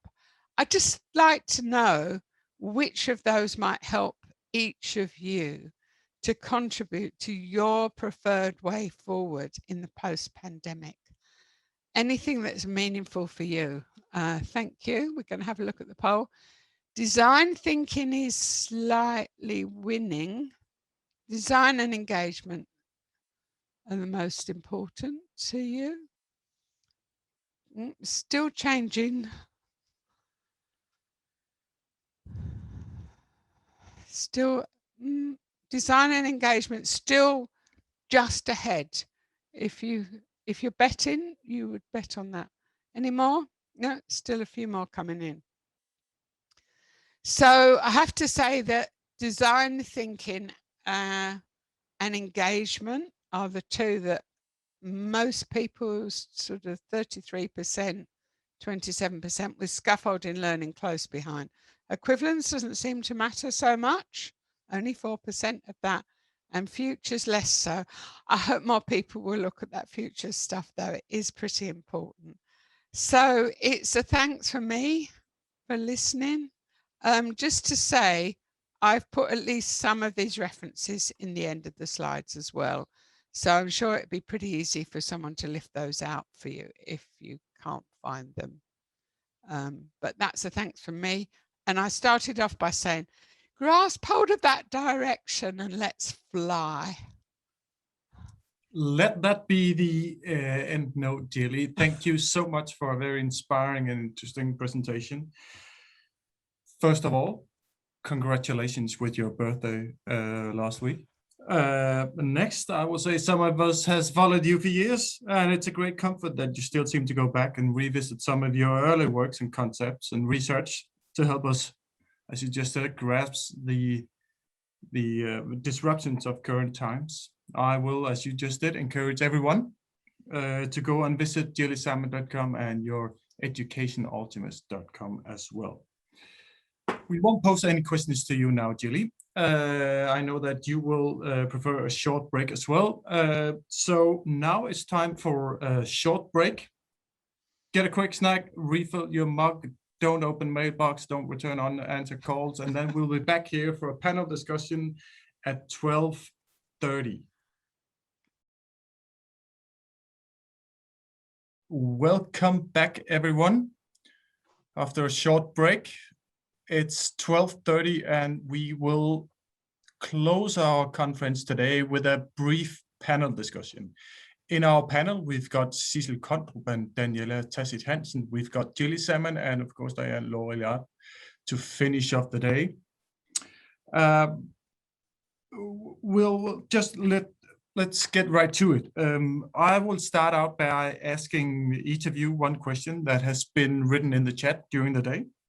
And when the four of you, each of you, have had the chance to answer a question, you'll be giving the opportunity to comment and reply on each other's answers. I'm not sure if it happens, but if it happens that you run out of input, I will pick a new question from the chat. All right. I would hereby like to start out with Sissel Kondrup. Sissel, previously you have put out a guide of 7 ways to obtain high quality in online courses. Could you try and elaborate a bit on these ways and maybe relate them to this current situation we've been talking about today, which I also know that you've been working on investigating?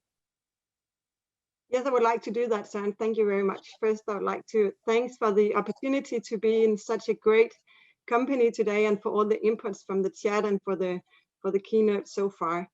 At the Danish Evaluation Institute, we did a study on behalf of the Danish Ministry of Education to examine the experiences with online learning in adult education from general education, basic general education and vocational training, and into different kind of higher education and further education as well. And what we found is that there's the 7 way to create high quality blended learning. I have a problem with my sound here. I don't know if it's only me or if it's on your side as well.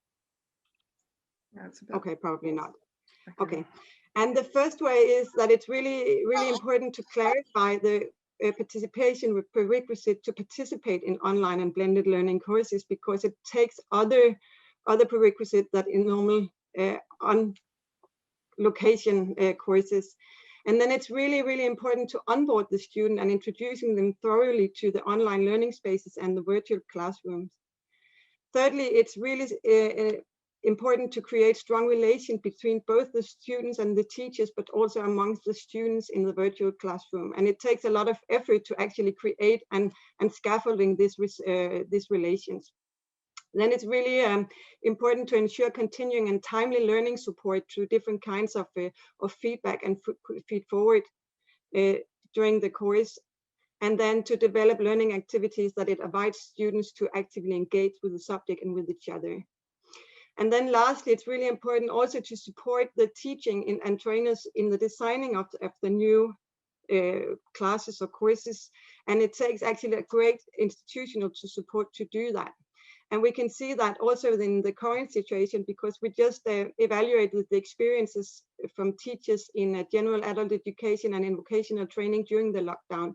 And we could see here that there was a lot of effort put in from the institution to actually support the learning and the knowledge sharing between the teachers. And that was actually what they found necessary in order to be able to transform the teaching from on location teaching to blended learning and to online learning during the lockdown.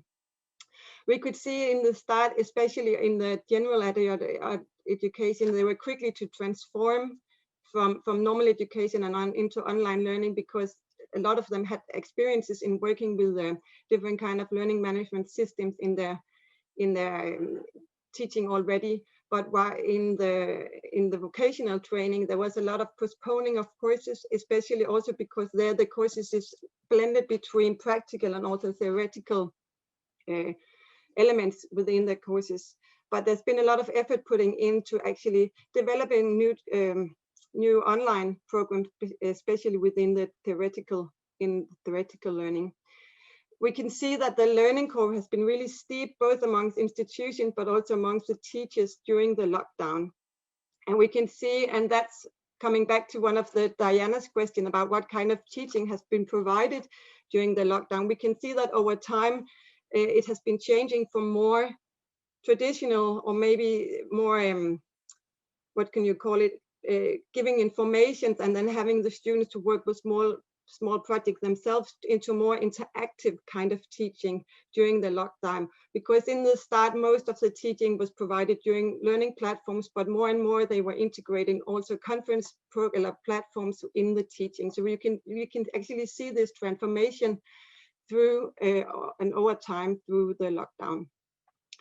We can also see, like, asking the teachers how they will bring on their experiences from the lockdown into the future. We can see that some of them wants to provide more online learning in the future, but most of them actually sees online learning as a really good supplement to normal teaching. So most of them report that they will use more blended learning in the future, and a lot of them also report that they would use a lot of more digital tools within their normal on location teaching. So I think that if you have to look in the crystal ball, that would be the crystal, the ball, that would be some of the things that I think that the future of adult education in Denmark would be like. Thank you for a very thorough answer, Sissel. You got a go, Sissel, down in the chat, and thank you for sharing some of your latest investigations with us. Maybe we could pass this on to Daniela to give a follow-up also. What do you think we can use the experience from the last year in regard to teaching and education in the broader educational system of Denmark? Well, I think Sissel said most of the things, but I would like to then just zoom in on the role of management, because in our center we have many projects broadly in the educational system, and each time we come back to, when was it a success? When were the teachers feeling this I could use? I had the time, I had the opportunity to reflect with colleagues. It all points up to management. So I would put that layer on, that management on school and institutions are essential. We should stop looking at it as a job for one teacher.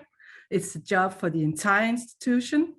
And management has to be actively involved. It's making room, it's making the time, it's supporting practice among the teachers, and also having a vision that's connected with the vision of the schools in general, a pedagogical vision, you could say. So it's not a, it's really to say that management should look at themselves as being essential, because I think both Gilly and Diana demonstrated what it takes to make online and quality courses of high quality. It takes time, it takes reflections, it takes discussions. So that should be something the school management is looking at. I would say one more thing. I think we have a lot of teachers we have contact with, we educate teachers also. And it's been, like Cecil said, the first lockdown in Denmark, probably in other countries too. There was a will to make it work, a sort of optimism in making it work. And now, after several lockdowns, of course, we want to meet our students. We want to see whole bodies, not just talking heads. We want the informal talks over a coffee. We want all of that. Of course we do. But sometimes we might have a tendency to be a bit romantic about how it was before COVID-19 hit us. Was it really that great? Our educational system? Did we involve everyone? Was everyone thinking, students, also adult learners, that it matched their needs? I'm not sure. I'm not sure it was that great as we tend to talk about it. So my hope, and what we work with, is blended learning scenarios. Let's use the opportunity to take the best from on-site. There are a lot of benefits from on-site, meeting on-site.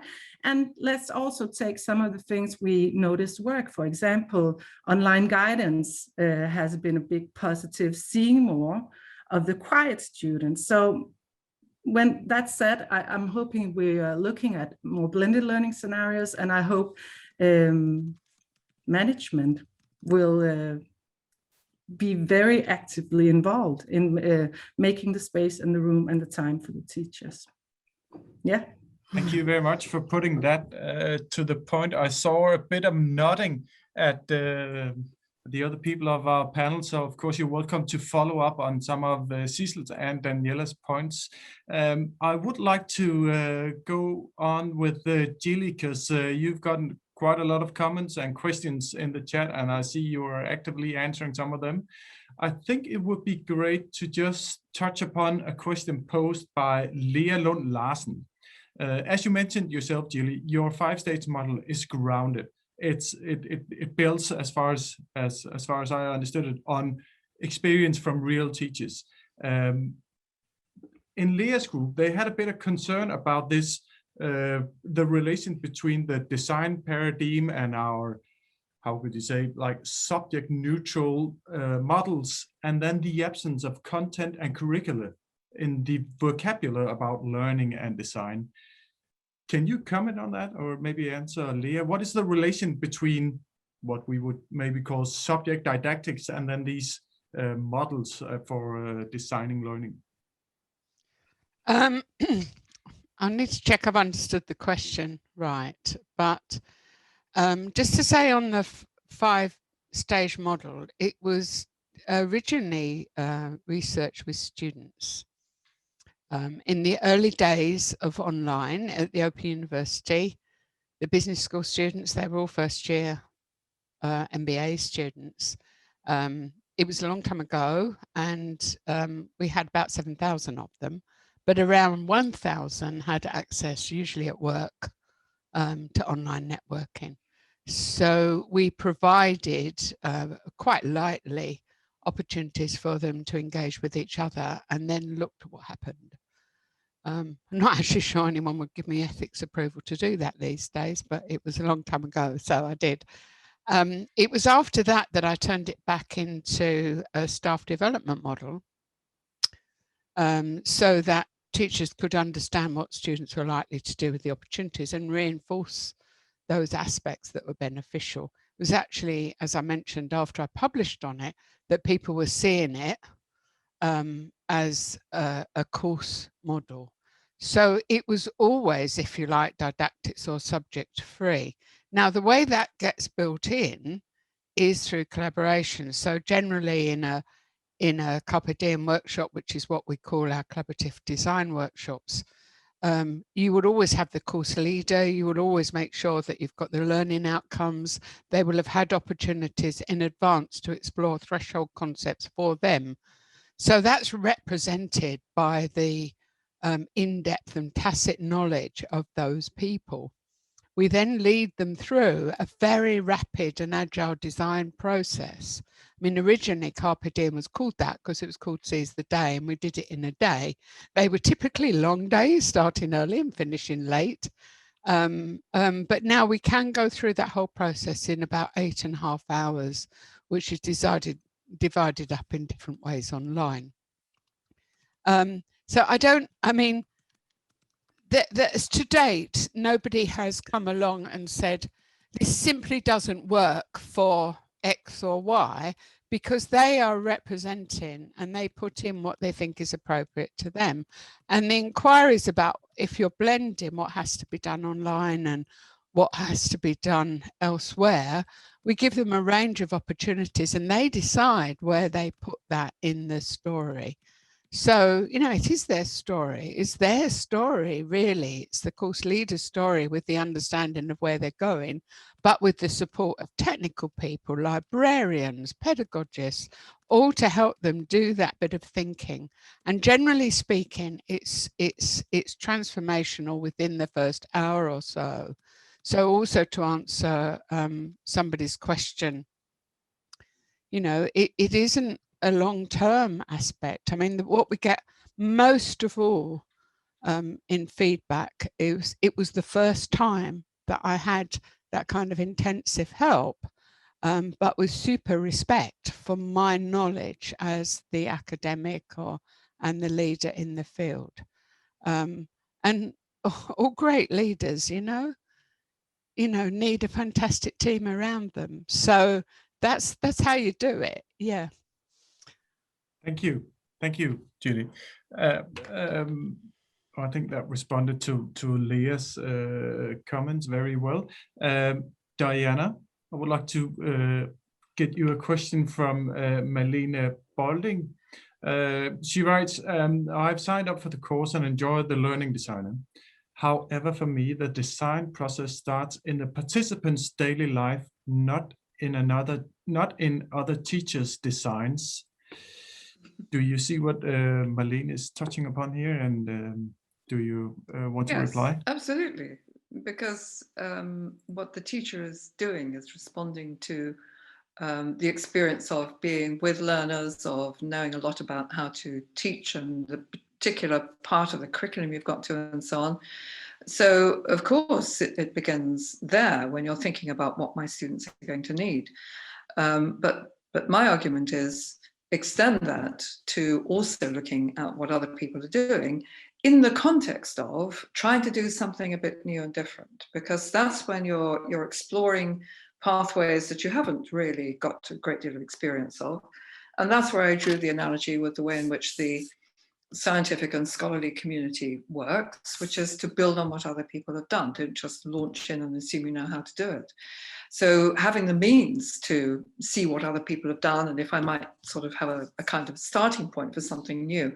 Now, I would never advocate using the learning designer for everything you do, because you've got enough experience, you can just kind of, you know what you're doing most of the time. But it's when you have to think through, okay, so how do we do this now? This is really different. And it's at that kind of point that I would say to teachers, don't just be limited by your own experience, but build on what others have done too. Thank you very much, Diana. And now the four of you have the chance to turn on your mic and maybe comment on some of the replies from the others. Otherwise, I will push. I don't see. May I? Yeah. Yes, Diana. I was going to react to something which Daniela said.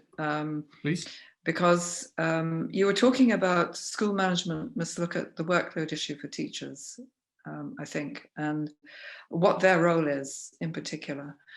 this came up in the small group, the breakout session that I was in as well, because we are in a very different context now. And as you begin to plan your online teaching, there is a front loading of work on that. So you don't just kind of prepare your lecture week by week and you can kind of cope with that. You've got a lot to do up front.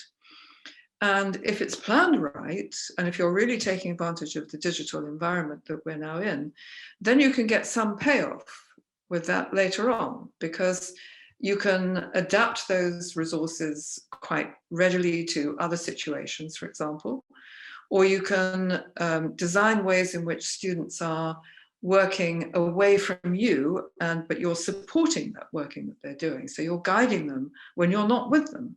So we're doing a lot more of that as we prepare for online and blended learning as well.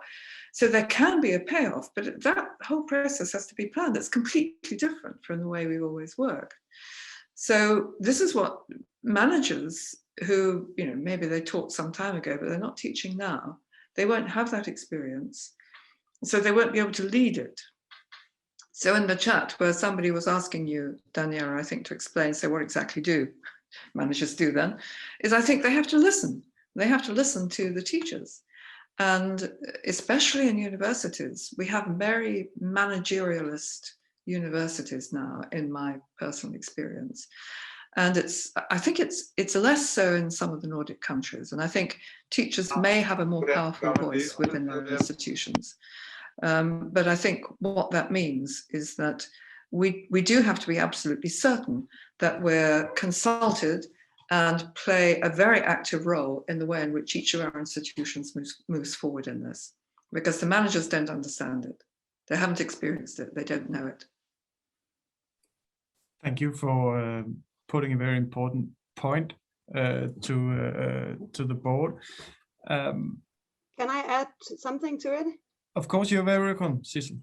Yeah, because we saw that in the start of the lockdown, at some institution, it was really let out to the teachers what platform to use and how to actually reach the students. And that means that some students were actually within the same institution, but in different programs or different classes, participating through a lot of different platforms. And that made it really difficult for them to navigate and actually to find out how should I actually find the things that I'm supposed to find. And I think there's actually a really big job for managers here to also help the institution to help to prioritize and choose what is actually the tools we're going to use, because it takes time to build up experience. And if you have to build up experience with a lot of different tools at the same time, I mean, at least for me, there's a cognitive limit there. And I think it's the manager's job to help to make clever choice in that direction.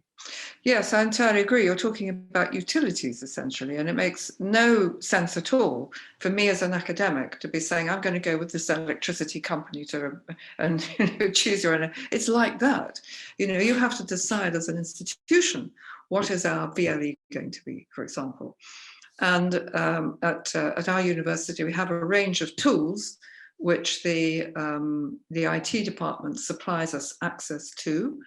And it's up to us to say, actually, we need this one as well. And then they will supply that.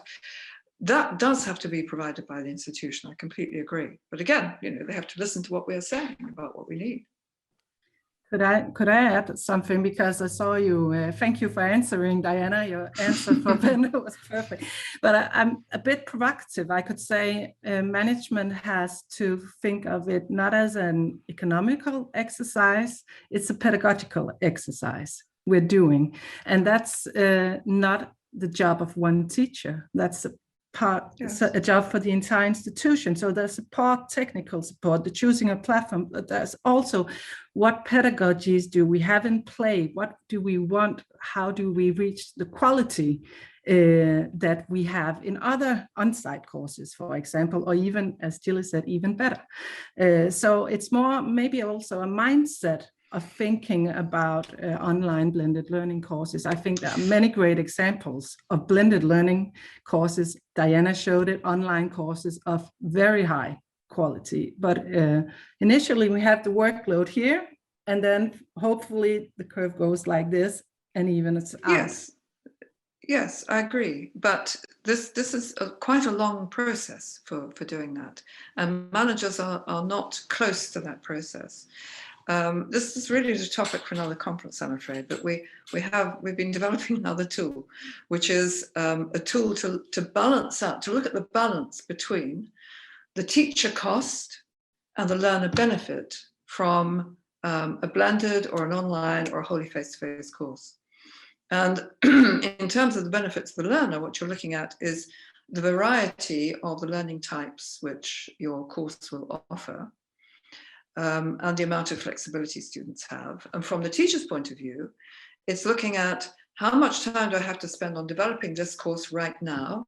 And when the second time I run it, how much will that take? And the third time I run it, how much will that? And you have to amortize it over 3 runs, really, in order to see any benefit at all in terms of teacher cost, in terms of the way in which the course can run and achieve that balance. And you do get the educational, the pedagogical benefits. The managers are not going to be able to tell you about that. That's you as a teacher, and they should not be interfering with your pedagogy, but they've got to give you the means by which you plan this process and understand that your time is a very important resource, as is students' time. And we can change that balance. We can make the work that we do much more beneficial to the students than it currently is. And you raised the question of, was it always so great? Well, you know, not always, no, we can improve on that. But I think it has to be the teaching profession leading this and the managers listening to what we now need to plan ahead.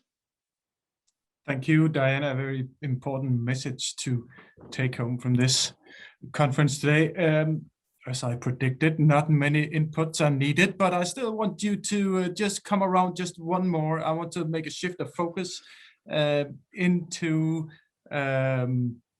didactics and pedagogy in scope here today. In one group, they've been talking about the need to let teachers lose control if they want to take advantage of some of these courses we've been talking on today. Are you interested in commenting on this need to lose control to establish social learning courses online? Sorry, I missed who that was directed to. Sorry. Any of you? Any of you? Can you just explain what this lose control means? I mean, when we look at, for example, activities, I obviously didn't go through the detail of them, but each one has a student contribution against a spark. So it's focused, you know, it's about one topic. We're not asking them to put whatever they want up there, but we are asking them to comment from their perspective and then other people to comment on that. I don't know whether this is what you mean by lose control, but certainly there needs to be flexibility and contribution from students. But I think we also have a responsibility to channel what's going on towards the threshold concepts and the learning outcomes. I mean, it's not a free-for-all. I think agree. It would have to be a balance. Is that what you mean by that? Yes. Yes, okay. Yes, I think it was it. Diana, do you have a comment on that? Yes, I agree with that the word responsibility is key here. This is not a free-for-all. We're not talking about informal learning and informal education. This has particular outcomes determined by teachers and validated by teachers. So we have a responsibility to support our students through that process. So free-for-all, no. I mean, we don't cede control in any sense, but you know, the free discussion and informal social gathering of students around in the context of their formal learning is very important, because then they begin to bring their own ideas back into the formal learning. So enabling that to happen is part of our responsibility, I think, yes. And it's not just providing a coffee bar, it goes a bit deeper than that. Thank you. Thank you. That part I agree. I am afraid that we have reached the end of our panel discussion, and we are near to the end of our conference. I want to thank all of you in the panel. Very exciting to see you freewheeling on with some of our comments and interesting questions from the conference today. So thank you very much. Let me just address participants and viewers on our YouTube live stream. First and foremost, I want to say thank you to the NVL organizers of our conference. Of course, a big thank to both of our keynotes. I'm sure many of you had an inspiring and enlightening day, and I think it's evident from our two keynotes that they are not at all done with researching and developing online and blended learning.